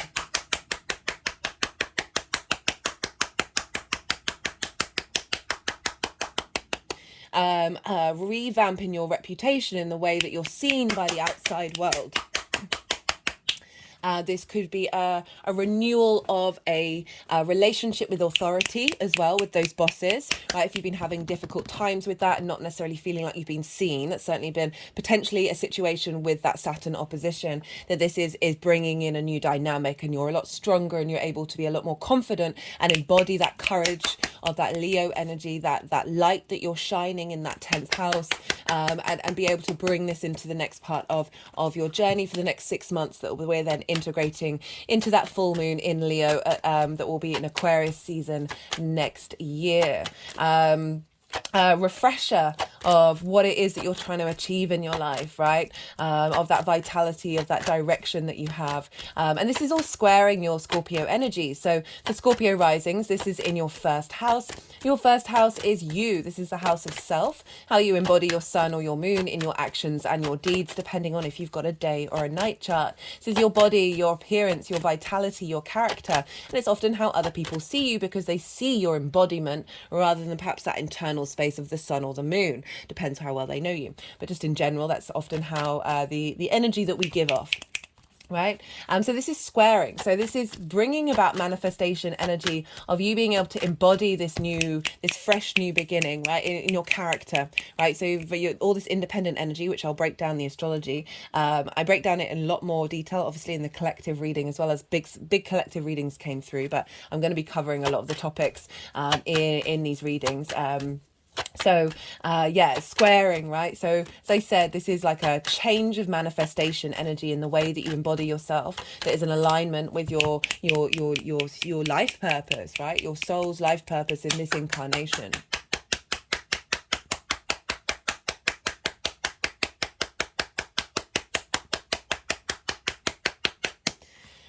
Right, what's going on with the astrology of this moon? Well, there's a lot, right? Venus is in the sign of Leo. She has been retrograding. Do check out the Venus retrograde series. There are playlists. It's very easy to find because Venus retrogrades the least out of all of the planets. And when she does, she holds a lot of weight energetically in the skies, right? She's got a lot of power right now. And she's retrograde. And this new moon is happening 3 days after the Sun and the Venus were conjunct one another, and this is called a cazimi, and this is the midpoint of the retrograde. So Venus at the point of this new moon is a morning star. In the lead up to this, from up till Sunday, the Sunday just passed, she was an evening star. So this meant she rose in the evening after the sun had set, more yin night in nature, more contemplating that which came from the past, right? So looking back over the sun's journey in the sky. Okay, so she's rising after the sun, so she's in observation of what's just happened, and so we've been cultivating, very nourishing, very seeking, being in a state of observation and seeing what's happening, finding the details, finding the context, very much a strategy element of the evening star, and now she has moved into being the morning star, where she rises in the morning before the sun. So she's ahead of the sun, she's striving out there, she's looking to the future. This is more as eyes on the future. It's still retrograde, bear in mind, but eyes on the future, more extrovert because she's in the daytime. So it's about action and stimulation and integrate, like, how are we embodying this journey that we've been on, right? It's more seeking a little more direction than the sort of the strategy side of it. So implementing things. She is still retrograde. Retrograde planets, there's a lot of depth with a retrograde planet, because they're rethinking, they're going over things, and they're finding the nuances and they're finding the details in order to broaden their understanding and find depth in whatever it is that they're trying to do. So there's also, they're going against their normal motion, and this is bringing in a sense of being able to, with all this depth, be able to find new paths. Definitely with this Venus energy, she is cracking open our hearts and allowing our heart space to be free and embody itself in the 3D realm from a space of empowerment. And so we've got this Venus, she's how many degrees? 5 degrees away from the sun and the moon. It's still a tight conjunction for the new moon. So we've got a lot of this Venusian energy of transformation, right? She's coming out of the underworld. She is starting to remember the truth of who she is, right? Her power is coming back. And again, that depth. We're instigating a new moon, a 6-month cycle, with this depth of this transformation, but it's looking to the future. So it is embodying what this retrograde is going to symbolize, because it's going to start a whole new 8-year cycle for us all, wherever it falls in our chart. So I really like this combination. The Virgo new moon, will also be with Mercury retrograde on that same day. Mercury's going to go direct. So it's a slightly different energy, because this is the midpoint of the retrograde retrograde of Venus. But I really like the fact that we've got these two new moons that are linked into the retrograde phase. So it's really calling us to be mindful, to find the depth, find the integrity in the way that we're starting these cycles, both in Leo and both in Virgo. Not only that, but Venus is trine Chiron. So Chiron is over in Aries, which for you is in your 6th house, Scorpio rising, has been there for a while. Chiron is the wounded healer, helping us see what wounds we have within us that we can expand and find knowledge and wisdom with. He was a master teacher. Okay, so this can also be of a difficult transition with Chiron, but we've got a lot of support from the North Node now of really being able to find the forward motion of how do we work with these wounds. And so Chiron and Venus, what does that mean in a trine? A trine's an aspect of Jupiter, right? So this is where they've got two things out of the three main things in common. They are both yang day in nature. They are the same element, but they are different modalities. So there's a lot of free flowing energy here, a lot of easy transformation of information and of downloads. Trines bring wisdom, elevation, expansion, cohesion, so a sense of knowing, right? And with that knowing and that wisdom, we become confident, right? It's a flow, like we're really familiar with this energy that's flowing around, and we're able to move with it with a bit more grace and ease, right? This is a soft aspect ruled by Jupiter that is a benefic, right? They're not necessarily putting up hurdles in order for us to transform. This is a lot more inspirational energy, so it's flowing, right? And with that wisdom and that confidence, that's where the opportunities, luck, and expansion come in. So we have this with Chiron and Venus, and what is that saying? Well, that's saying Venus is saying we're finding the depth and understanding in the deep love, connection, and harmony, and creativity that we have in the way that we work with those wounds. And you have that in the 6th house, which is work, health, and routines. The 6th house is how you embody work. How do you work things out, like the modality in which you do so. Aries is very independent energy. With this trine linked into your career house, right? So you are being fired up with this new moon to transform any wounds you may have had into wisdom that is then feeding in your understanding of where you're headed and what you're doing and how you're viewed and seen, because you're providing a lot of wisdom and inspiration through love, right? And through this sense of commitment to your heart space, commitment to your expression of the way that you work and which is fueling where you're headed and your career, right? That life purpose. And so, Venus is being governed by the sun. So all of that Venusian energy that she's drawing in from Chiron is feeding into this lunation. We also have, what else have we got? We've got 2 asteroids in the sign of Leo. The first one is Juno. She is at 0 degrees of Leo. So she's kind of far away from the sun and the moon, but it's still by sign. So she's having an impact, and she's at 0 degrees, which means she's very powerful.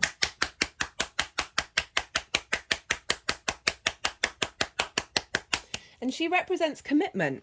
She represents your ride or die, that thing you're like, this is what I'm standing by. This is what's really, really important to me. And she's making that choice to do so. And so this commitment energy is coming in, right? This new moon of this rejuvenation of your life purpose, right? The beginning of a new cycle of intention around that. And you've got commitment there. You've got commitment coming in and saying, I've got your back. We're committing to this. You're being strengthened by that commitment, by that sort of understanding of knowing what's important to you and committing to it.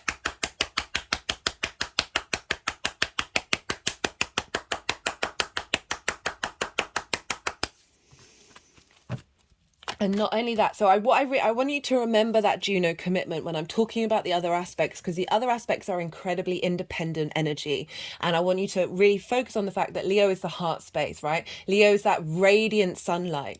I always recommend with Leo energy, because it is ruled by the sun, because it is embodying, like you have the sun, a generator in your heart. And we can often forget that when we haven't been seen, whether that's in our early years or part of a soul contract that we've signed up for. that can lead to the unintegrated, more ego, big, distorted id expression of the ego, of where your unmet needs, where your needs haven't been met. The ego's then going to try and exaggerate them in order for them to be fulfilled, because there is that element of pain of those not being met at perhaps an early age. And this is where we get the Leo energy sometimes taking up all the light in the room, right? Okay, so really being the center of attention in a way that is actually diminishing the light of other people. That is not what Leo's about. Leo really, the core part of it is being able to see the light in other people and wanting them to see their own light, and we'll try and facilitate that. That can also mean that the Leo energy can dim their light, okay, in order to prioritize the light of everyone else in the room. These are two sides of the same coin of unmet needs, right? And as I was saying, what I always say about the Leo energy is draw that light inwards rather than seeking it outwardly, rather than prioritizing everybody else over yourself. Draw that light inwards. Really, really know that you have that generator of a sun. We can be quite vulnerable around our heart, where if we imagine the sun is there, just how strong that heart is, just how powerful and a magnetic and radiant that heart space is. Regulars, apologies, I'm going to repeat myself. It's one of my favorite things to say. The heart has an electromagnetic field of 3 feet. When we are in heart cohesion with other people, the electromagnetic fields of both people get bigger and bigger and bigger and bigger and bigger and bigger and bigger, right? The mind has an electromagnetic field of 2 inches. This is not invalidating the mind, just saying that your life force, your voltage is coming from your heart space. One of the key players is the heart space. Always be in union, always be like everything integration. I'm not trying to shame the mind. The mind is amazing, and it gets a lot of flack when it's actually an utter phenomenon, right? But I do want to highlight, because we can forget the heart. We can be a little bit too in our heads, rather really leaning into our heart space.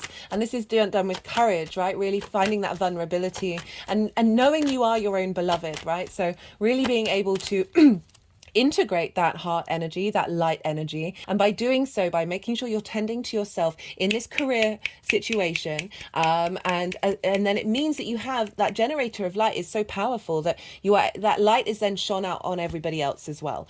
So you have the vast capacity of being able to shine that light in your life purpose, being in the 10th house.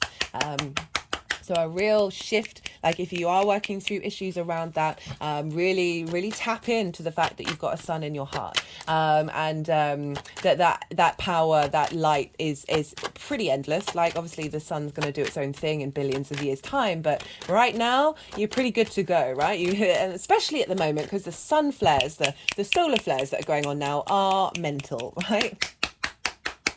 Really helping us transform our heart space. Okay, so, right.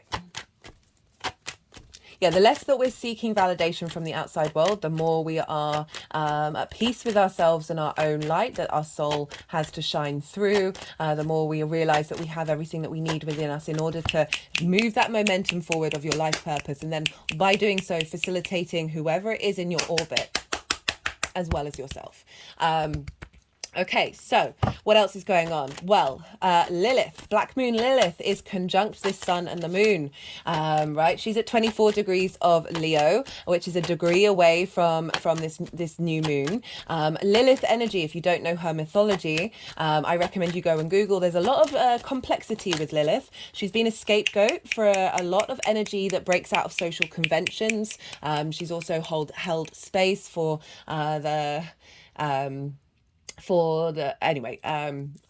I'll carry on. Go Google. But so the main energy of Lilith is, imagine you are being told by somebody that you can't do a thing, but they can do a thing, and you're like, well, that makes no sense. Like, you can't find any logical reason why there is this sense of hierarchy. And you go and have a conversation. You're like, hey, let's have a chat about this. Let's talk being to being and figure this out, because you want to do the thing, right? And you can't, from a very observational space, you're like, I cannot comprehend why I cannot do this thing, right? And you're just met with, no, that's just how it is. And you try again, and they're like, no, this is how it's always going to be. Lilith energy will then leave and go and live her own embodied life, right? And doing what she needs to do. And so this Lilith energy is very independent, and it represents this ability to stand up to hypocrisy and hierarchies that don't make any sense. Okay, so there's a desire for equality, to be able to embody our own experiences. Okay, and obviously with consent, do no harm, respect, integrity, all of that stuff. But if you're not matched with integrity, if you're not matched with respect, the Lilith energy is going to go, I'm out, I'm done. But this Lilith energy is saying, okay, we are going to facilitate a new journey where this is the energy that's feeding into the sun. So the sun is gaining this Lilith energy of like, right, this is the direction we're heading in, right? Where we're confident and comfortable being able to say, no, this doesn't make sense. This doesn't work, right? You're actually hindering creativity. You're hindering expression of the individual form for no good reason. Very independent energy, very empowering energy. So we've got a lot of, as I said, this moon is very independent. Not only that, but one of the main aspects that this moon is making with Lilith is a square to Uranus. This is the Uranus card that I always bring on when there's big Uranian energy.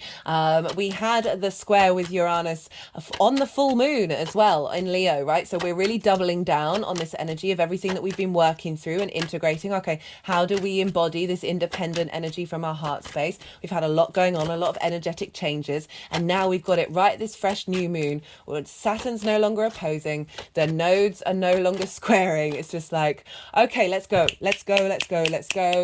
We've integrated, we've learned, and now we're leveling up.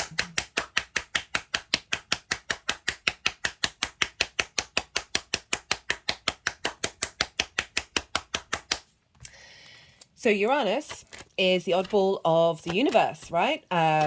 Its axis is different to all the other planets. Its north pole points towards the sun, and all its moons are retrograde, right? So think about that retrograde energy that I talked about, being able to break out of the norm, right? Being able to find nuance and depth. And it's with the moons as well. So Uranian energy, very independent, very confident and comfortable being different, wants you to be that too. And all its moons are retrograde, which means it intuitively knows what to do in order to set you free. I love Uranus.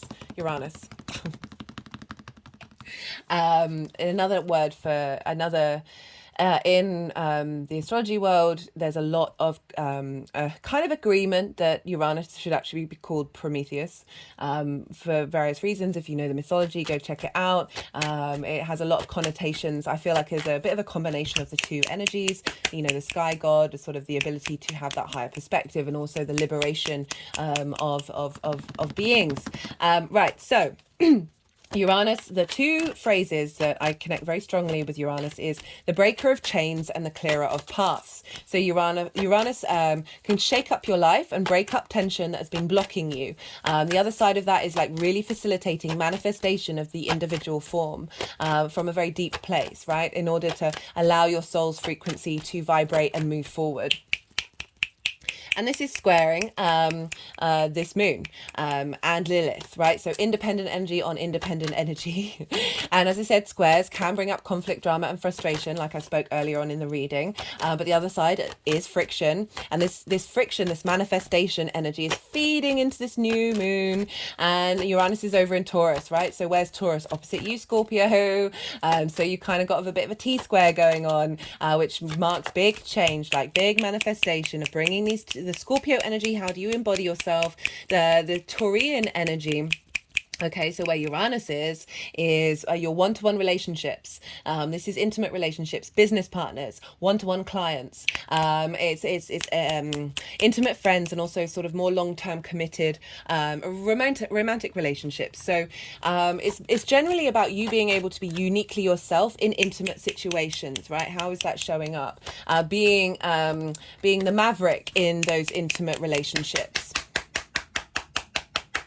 And so this is all opposite your Scorpio energy. So they've got an opposition, and then the T-square up until the 10th house. And so with the T-square, you always look to the point of the T. And that's the funnel. That's where the energy is getting funneled into. So this independent energy, your embodiment of self, the transformational energy that you bring, Scorpio, is all feeding into your life purpose, right? So for some of you, that is about that can be about one-to-one clients because of it linked into your career. It could be about your relationship dynamics with your friends, the kind of friends you want to show up in this new frequency. This also could be about long-term committed relationships that may show up in the next part of this cycle. It all depends what you're looking for, what's going on in your chart. Also leveling up your life purpose, the focus of your one-to-one dynamics that are already in place, how you embody yourself and your character are feeding into this, and that focal point at the 10th house is like bringing in this energy of raising up those frequencies, of bringing something new into manifestation that's off the bat of this Venus retrograde, and this heart opening of you feeling confident in yourself, and knowing that you have a sun within your heart. Right, okay, what else is going on? So right, I talked about those nodes. Okay, so Scorpio, you know what I'm talking about. The nodes have left Taurus and Scorpio, so you no longer have the North node opposing you and the South node in your sign. You have a deeper understanding of who you are with that South node going through the first house. It may have been difficult, it may have felt draining, but you come out the other side, and now there's a real sense of just a comfort in who you are. You're getting back to your true self with that South node. That North node in Taurus really wanting to establish relationships that make you feel good in your body, right? Like feel good in the 3D world from that pleasure principle of Venus. But that Leo energy and that Aquarius energy was squaring all of those nodes, and they were very pivotal points whenever we had Leo transits, which were bringing about change. So you may have felt a bit of disruption going on in your career house, and your life purpose about, as I said, with the opposition of Saturn, that might have felt like not quite getting what you needed at the time. Things are still falling into place with that are really coming together, of bringing out this new journey. But now, so we don't have the nodes in those signs anymore, so we're no longer got squares in your angular houses. Now we've got the nodes in Aries and Libra. So the sun and the moon, the Leo energy, is making harmonious, soft aspects to the nodes. Okay, so with this new moon, we have the sun, moon, and Lilith trining the North node in Aries. Whereas Aries, well, that's in the 6th house of how you work, your health and your routines. It's also linked into pets, it's also and co-workers as well. And you've got the North node there, so you're striving to embody your work. You're striving to embody your health and your routines. I've done a nodal transit series. There's playlists for everybody, for all the planets and all the signs, so go check it out. Yeah, if you want to know what this sort of nodal transit series is going to be like for you. But we've got the North node there, what we're striving for, what we're hungry for, where we're headed, right? And now we've got this beautiful trine energy, like I said before, with that Chiron Venus aspect of wisdom, of elevation, of expansion, of knowing, that confidence, right? All of that energy is now feeding into this new moon of how the future you from that North node after this eclipse cycle, getting in alignment with those eclipse transformations, is now feeding into this new moon. So, but in a very harmonious way, a soft, easy way, rather than the square that might be a little bit disruptive, right? Thing is with trines and sextiles, the soft aspects, they can feel really confident and comfortable, and often when we are comfortable in a situation, we might take it for granted. So there's pros and cons to all the aspects, and it's acknowledging what might show up and being able to work with it, but that's why we need the squares and the hard aspects to bring things into manifestation. So I do bear that in mind. However, this is a new moon, so we're instigating this wisdom energy in the way that you work into your life purpose, right? And work isn't linked into it's just how you work things out in your life, right? How do you embody doing and being? in terms of that work aspect, rather than say that creative energy falls into work, but also like just chilling out, like that's not necessarily the sixth house. So we've got all that lovely energy coming from the North Node, and we've got the South Node in Libra, which for you is in your 12th house, your hidden house, your house of mysteries. This can be quite a heavy house. It's linked into mental anguish rather than the physical, which is more in the sixth house, and it's anxiety and depression, loss and grief, okay? But it's also magic, right? It's a very, very magical house because it's linked into the unconscious space. So in our unconscious space, we have trauma responses and limiting beliefs. And that's where the anxiety and the depression and the sort of the neglect may crop up. But underneath all of that is the magic of you, right? And how you embody that magic. And so the South Node moving through there is refining all of that, is purifying and cleansing and releasing that which doesn't serve you. So you're going through a great transit of just feeling more comfortable in your unconscious space. And this energy, this sextile energy, aspect of Venus, again, a benefic, a soft aspect, creativity, a sense of appreciation, a value and love, a sense of connection, all falling into this new moon from your hidden magical space, from your unconscious space that may have had limiting beliefs and trauma responses around your life purpose, around being able to achieve it. This is a very supportive aspect, feeding into this new moon with Lilith, of being like, all right, let's bring the magic in, guys. Let's bring the magic in.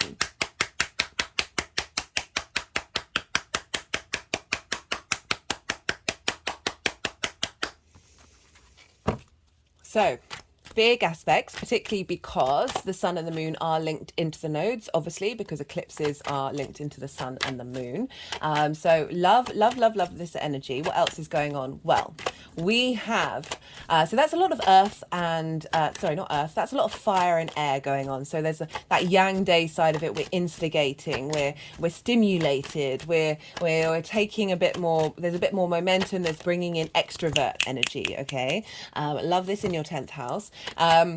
But we've also got a lot of earth energy, because not only have we got Uranus over in Taurus, Jupiter's there as well, providing wisdom. It's a bit of a wide orb, but still by sign, it's still providing support. And we've got Mars, Mercury and Pallas Athena all in Virgo, which for you is in your 11th house of friends, groups and alliances, hopes and dreams, and reaping the benefits from your 10th house. Right, this is the house of good spirits. And so this is so Pallas Athena, an asteroid, she represents wisdom, embodied wisdom, logic, strategy. She's conjunct Mercury, who's still in shadow phase. It hasn't gone retrograde yet. It will go retrograde a week after this new moon. And this is like, how are we collecting information? Where are we being stimulated? Where are we finding flow? With Mars, Mars is our motivation, our drive, our passion, our momentum, right? Bringing things into action, very independent energy, Mars.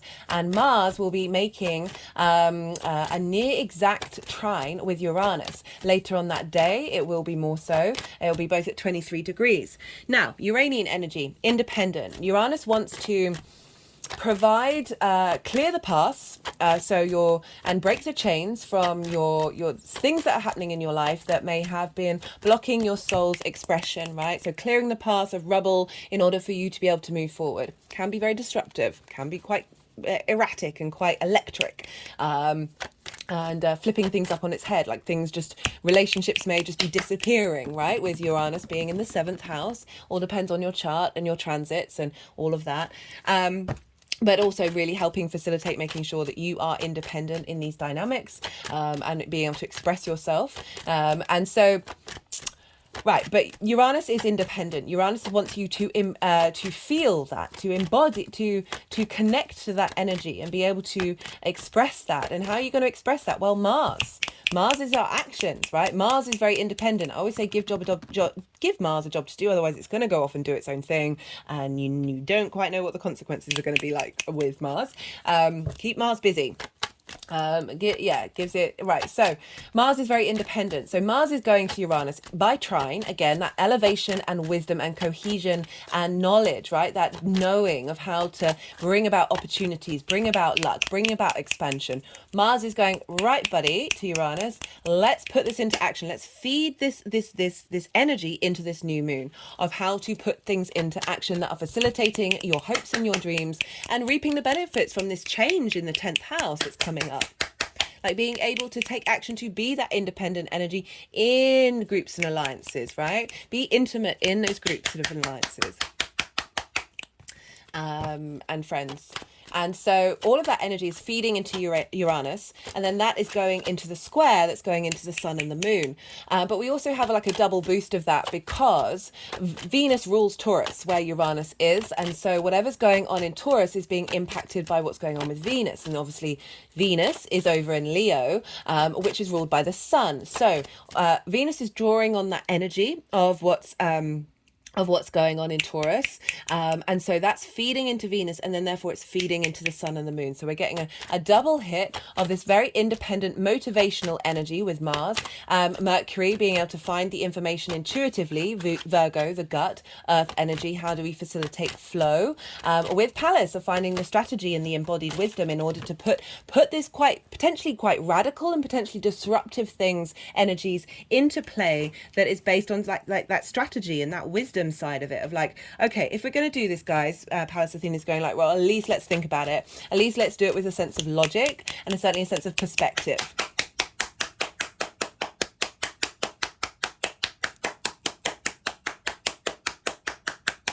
It really is a very liberating moon. It's quite phenomenal. So that we've got this lovely earth energy going on, which is very grounding of all this air and fire and being able to put it into practical use. Goodness me, I've nearly finished and only 2 cards, Scorpio. Right, okay, so what else is going on? I would recommend looking to where your sun or your moon is in your chart, particularly the sun, because it does rule Leo, and this is the same sun that is in your natal chart. And so this is calling, so wherever your sun is in your chart and your moon, this is going to add whatever sign they're in and the houses that they're in and the themes of that house. These are going to apply, these are going to show up in relation to this moon. And so we've got a big, so that will help give you a sort of understanding on a personal level of what this collective energy is doing for you.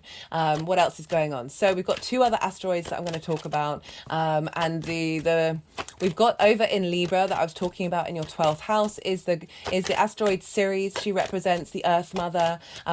She's linked into the harvest, a very powerful goddess deity that was worshipped, and that her avatar and other avatars of the same ilk were very much the predominant energy before the sort of the nomadic, more patriarchal dynamics came in with sort of the whole Jupiter and Saturn vibe, right? So she kind of got relegated.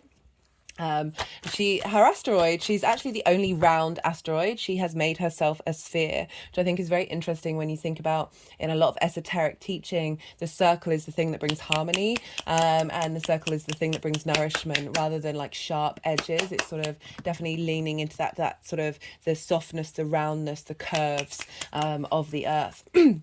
And the feminine, right? So she brings nourishment. My hands have gone over my heart chakra. She brings nourishment and support and abundance. And she's in your 12th house with the South Node, so she's bringing support in and bringing in, as I said, anything that may have been blocking your ability to shine in a way that is two queens for you, Scorpio, bringing you able to shine and allow that light to shine on other people, and people being able to see your radiance, being able to find the radiance in your life purpose and that vitality and that strength. She's giving support from there and bringing nourishment to your magic, nourishment to your expression of your soul energy,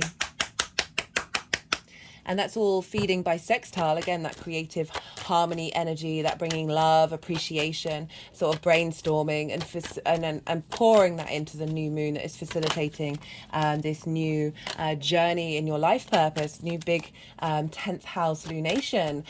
We also have Vesta.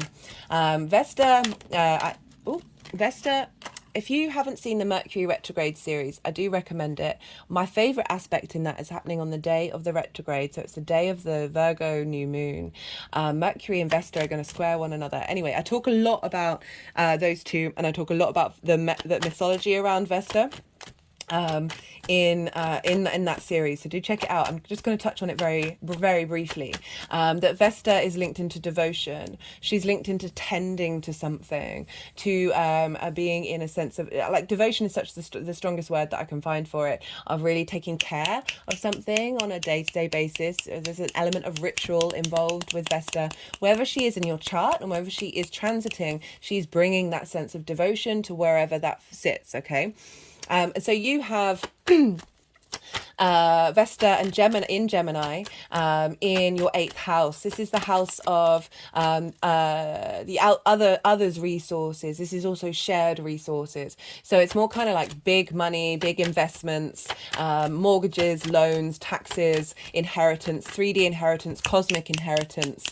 It's also the give and take between you and the outside, right? You that isn't you. And this can be the big outside world. This can be relationship dynamics. This can be you with the cosmos, with spirit, how that relationship shows up. And this is time, money, things, energy, resources, intimacy, the exchange, right?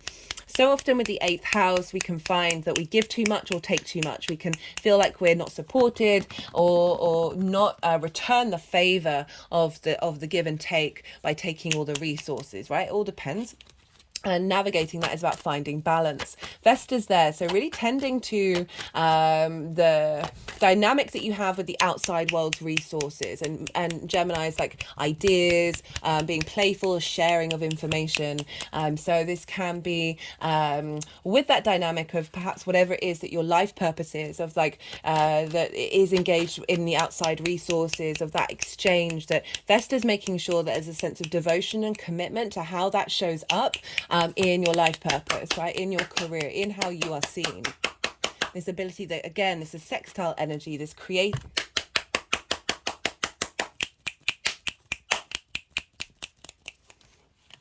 creative energy, this sense of bringing harmony, connection, flow, appreciation, and love, and utilizing the outside resources, that give and take, into your 10th house. This, if it's linked into sort of a relationship dynamic, this is making sure that that is in balance in order for your life purpose to move forward, right? There's a sense of honoring.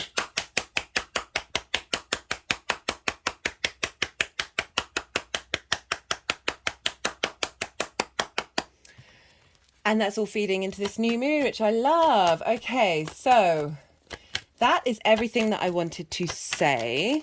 I'm going to go quiet now. We've just had the yang day side of the reading. We've had the action, the stimulation, the extrovert, all the information. Go, go, go, go, go, go, go. It's a lot. It's been a lot, right? I always appreciate it. I provide a lot of context. I know. And I love it. It fuels me. Helps me be at peace with this wild tapestry of energy that is floating around us at all times, and give us some perspective of how to navigate it. Speaking of navigation, off you go on a journey. That we need our day action, yang energy, and we also equally need our yin night rest and digest, cultivation, nourishment energy as well. So now I'm going to go quiet, and I suggest softening your mind, right? You've just had loads of information. Let it all digest. Don't try and overthink it. Just let it all float through you. And perhaps some intuitive hits might come up. They may not. Doesn't matter. It's probably going on in the unconscious if that's the case. That just allow yourself to breathe and let everything go soft and receptive. Okay, that yin night energy. So I'm going to keep shuffling until they put the deck down and all the cards have come out, and then the energies and we're going to do some energy work, and then the energies are going to move the cards around into the 3 piles, and I will, once they finish doing everything that they've needed to do, I will come back and I will bring in the tarot with everything that we have just talked about.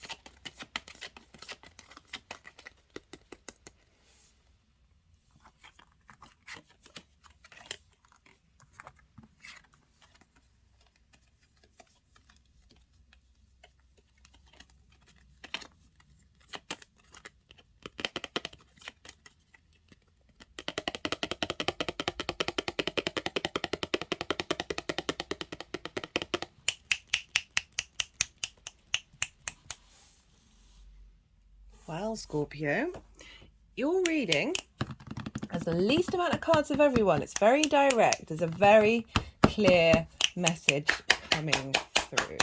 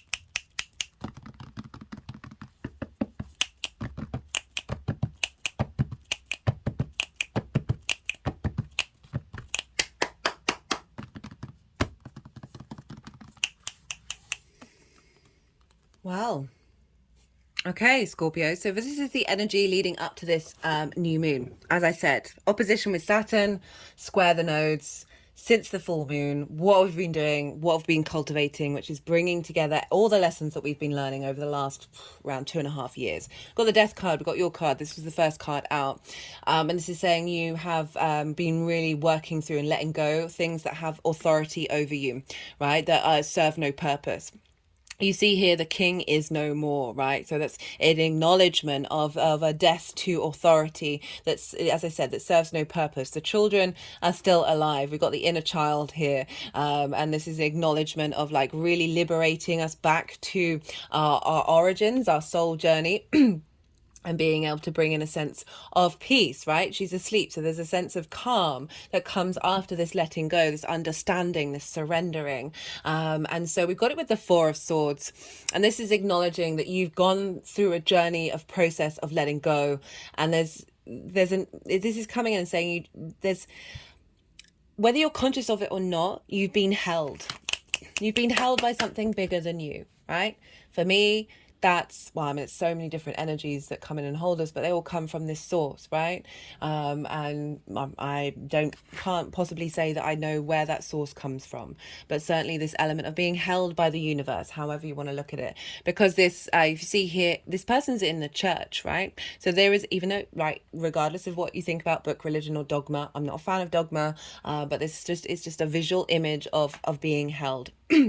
Because this figure is able to rest through this journey of processing the heartache, right? The Three of Swords, right? But these are no longer in the heart, right? Even if they may feel like they have done throughout this journey, you have been given the space to be able to contemplate these from a space of feeling held, of peace, right?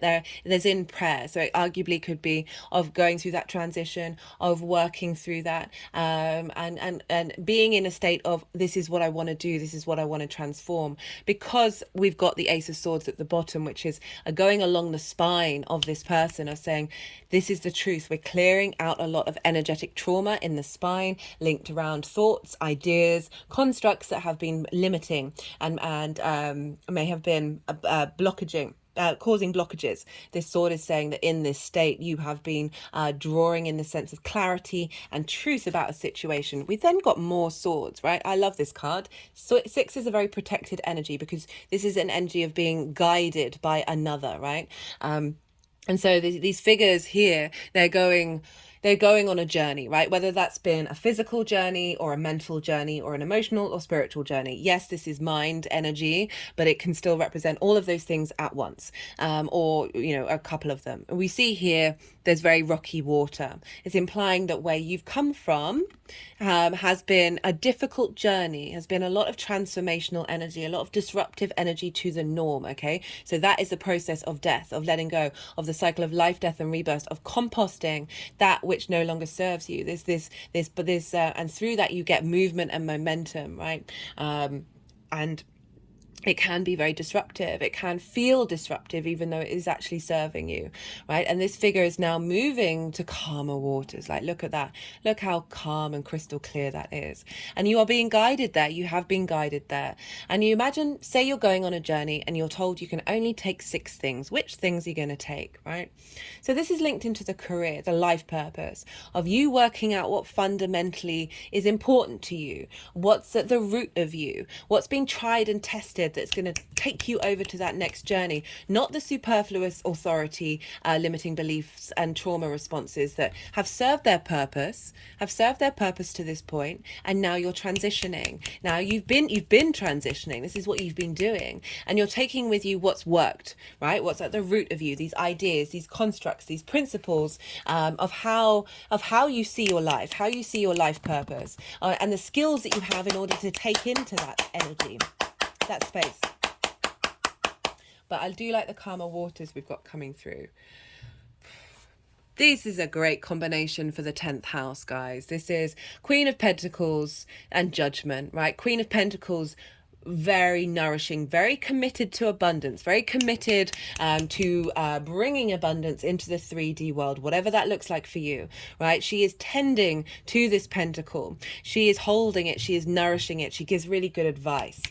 She's able to cultivate and strategize and nourish whatever dream you have. This is the energy coming in. Whatever dream your soul has for your life purpose, whether you're conscious of it or not, this is being nourished at this time. With Judgment, what a powerhouse of a card combined.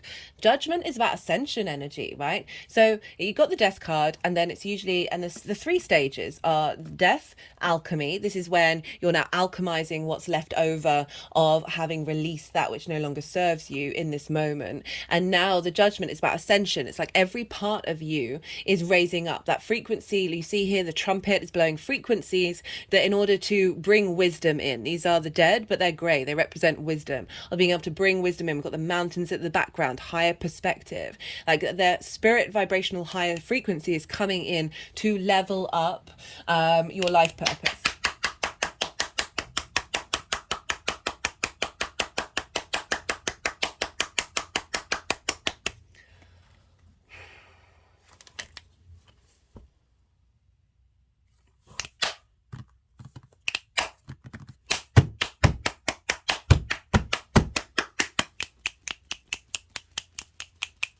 Okay, they're clicking over the happy laughing Buddha, bringing in that energy, having gone through that transition. Remember karma waters, so you are able to find more embodiment of joy, right? Judgment isn't all about higher perspective. You think about the Fool card. The Fool has a mountain range in the background. The Fool enjoys the adventure of life, right? The good, the bad, and the ugly. It's open-hearted, okay? Finding the laughter. When we laugh, oh my God, that is such a generation for the heart. The power of laughter is insane. That is having gone through difficulties, there's now creating space for you to bring in the laughing Buddha, bring in the happy Buddha, of you being able to move through this life purpose with a sense of there isn't that heaviness, there isn't the weight coming down, because there's a level of ascension here. Okay, so we've got for the energy manifesting, moving forward, we've got Justice and the Queen of Cups. We've got two queens coming in, and two queens with two major arcanas. Love it.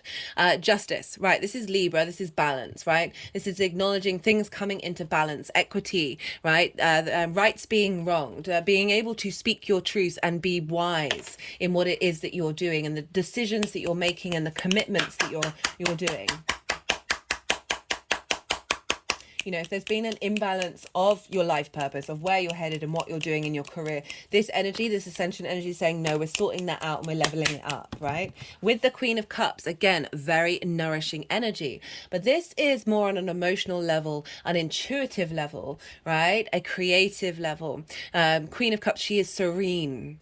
I love this about the Queen of Cups. Her foot is turning into the ocean. She is so at peace with where she is in the moment, right? Really nourishing and tending to your emotional body, your intuitive body, in order to find that calm, that inner peace, right? They're just doing some movements around my body. They're very soft and very flowing, bringing some energetic field of calm into this space.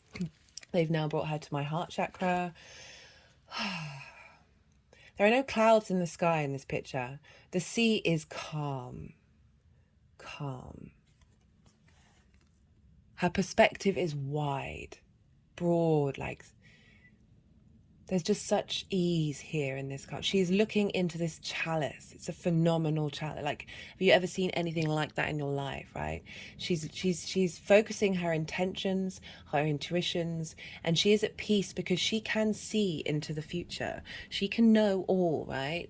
And she's able to connect to that water element that is pure magic, right? There is more memory in water than there is in a computer chip. This sense of water is a phenomenal element. It's so weird, right? And there's this ability to tap into that vast resource of all the memory of the universe, right? And be able to find peace within that.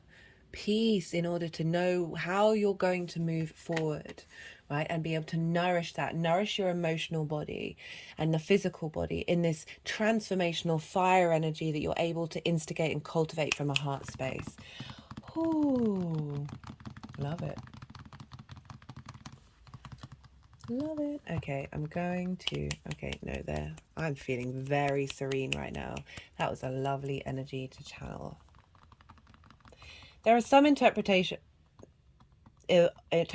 of the Queen of Cups of prioritizing other people's needs over her own, right? That's not how I read her, but if that is something that's popping into your head, the fact that we've got Justice here, which is about balance, is saying if that's been a distortion that's blocked your way forward in terms of your life purpose, that's being righted, that's being brought into balance. But that wasn't the main vibe I was getting off her. Like, yeah.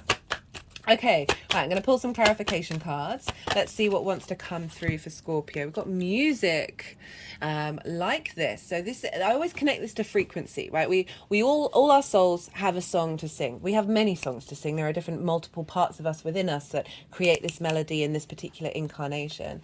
And this is all about working through your own frequency, working out what brings you joy, and how to tap into that soul frequency, your soul music that's being raised up, that's being leveled up for you to be able to sing your song, sing your life purpose.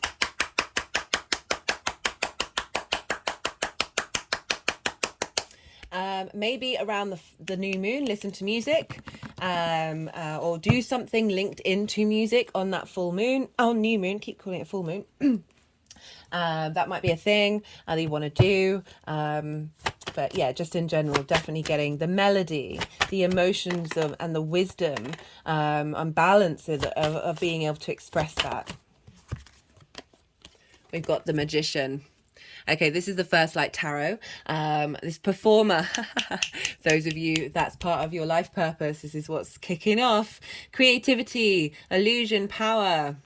We've got power coming through and creativity and performer. The Magician, very action orientated, right? So this understanding the flow of all the resources of the cosmos and being able to bring things into manifestation with that balance. It has the infinity symbol above its head.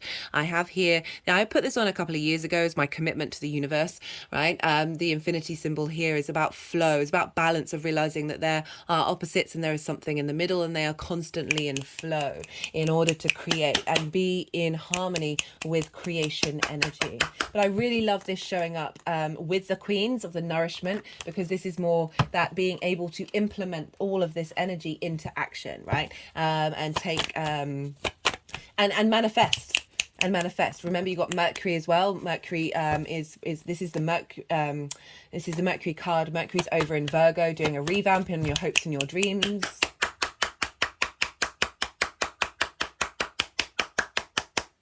And that will be the next new moon. Right, one more card. Whoa. Got completion. Right, time to get going. Time to get going. You are held. You have transmuted. Okay, I just cut the deck and got karmic completion. Jokes. Yeah, big cycle. Big cycle. Okay, Scorpio, I'm going to leave it at that.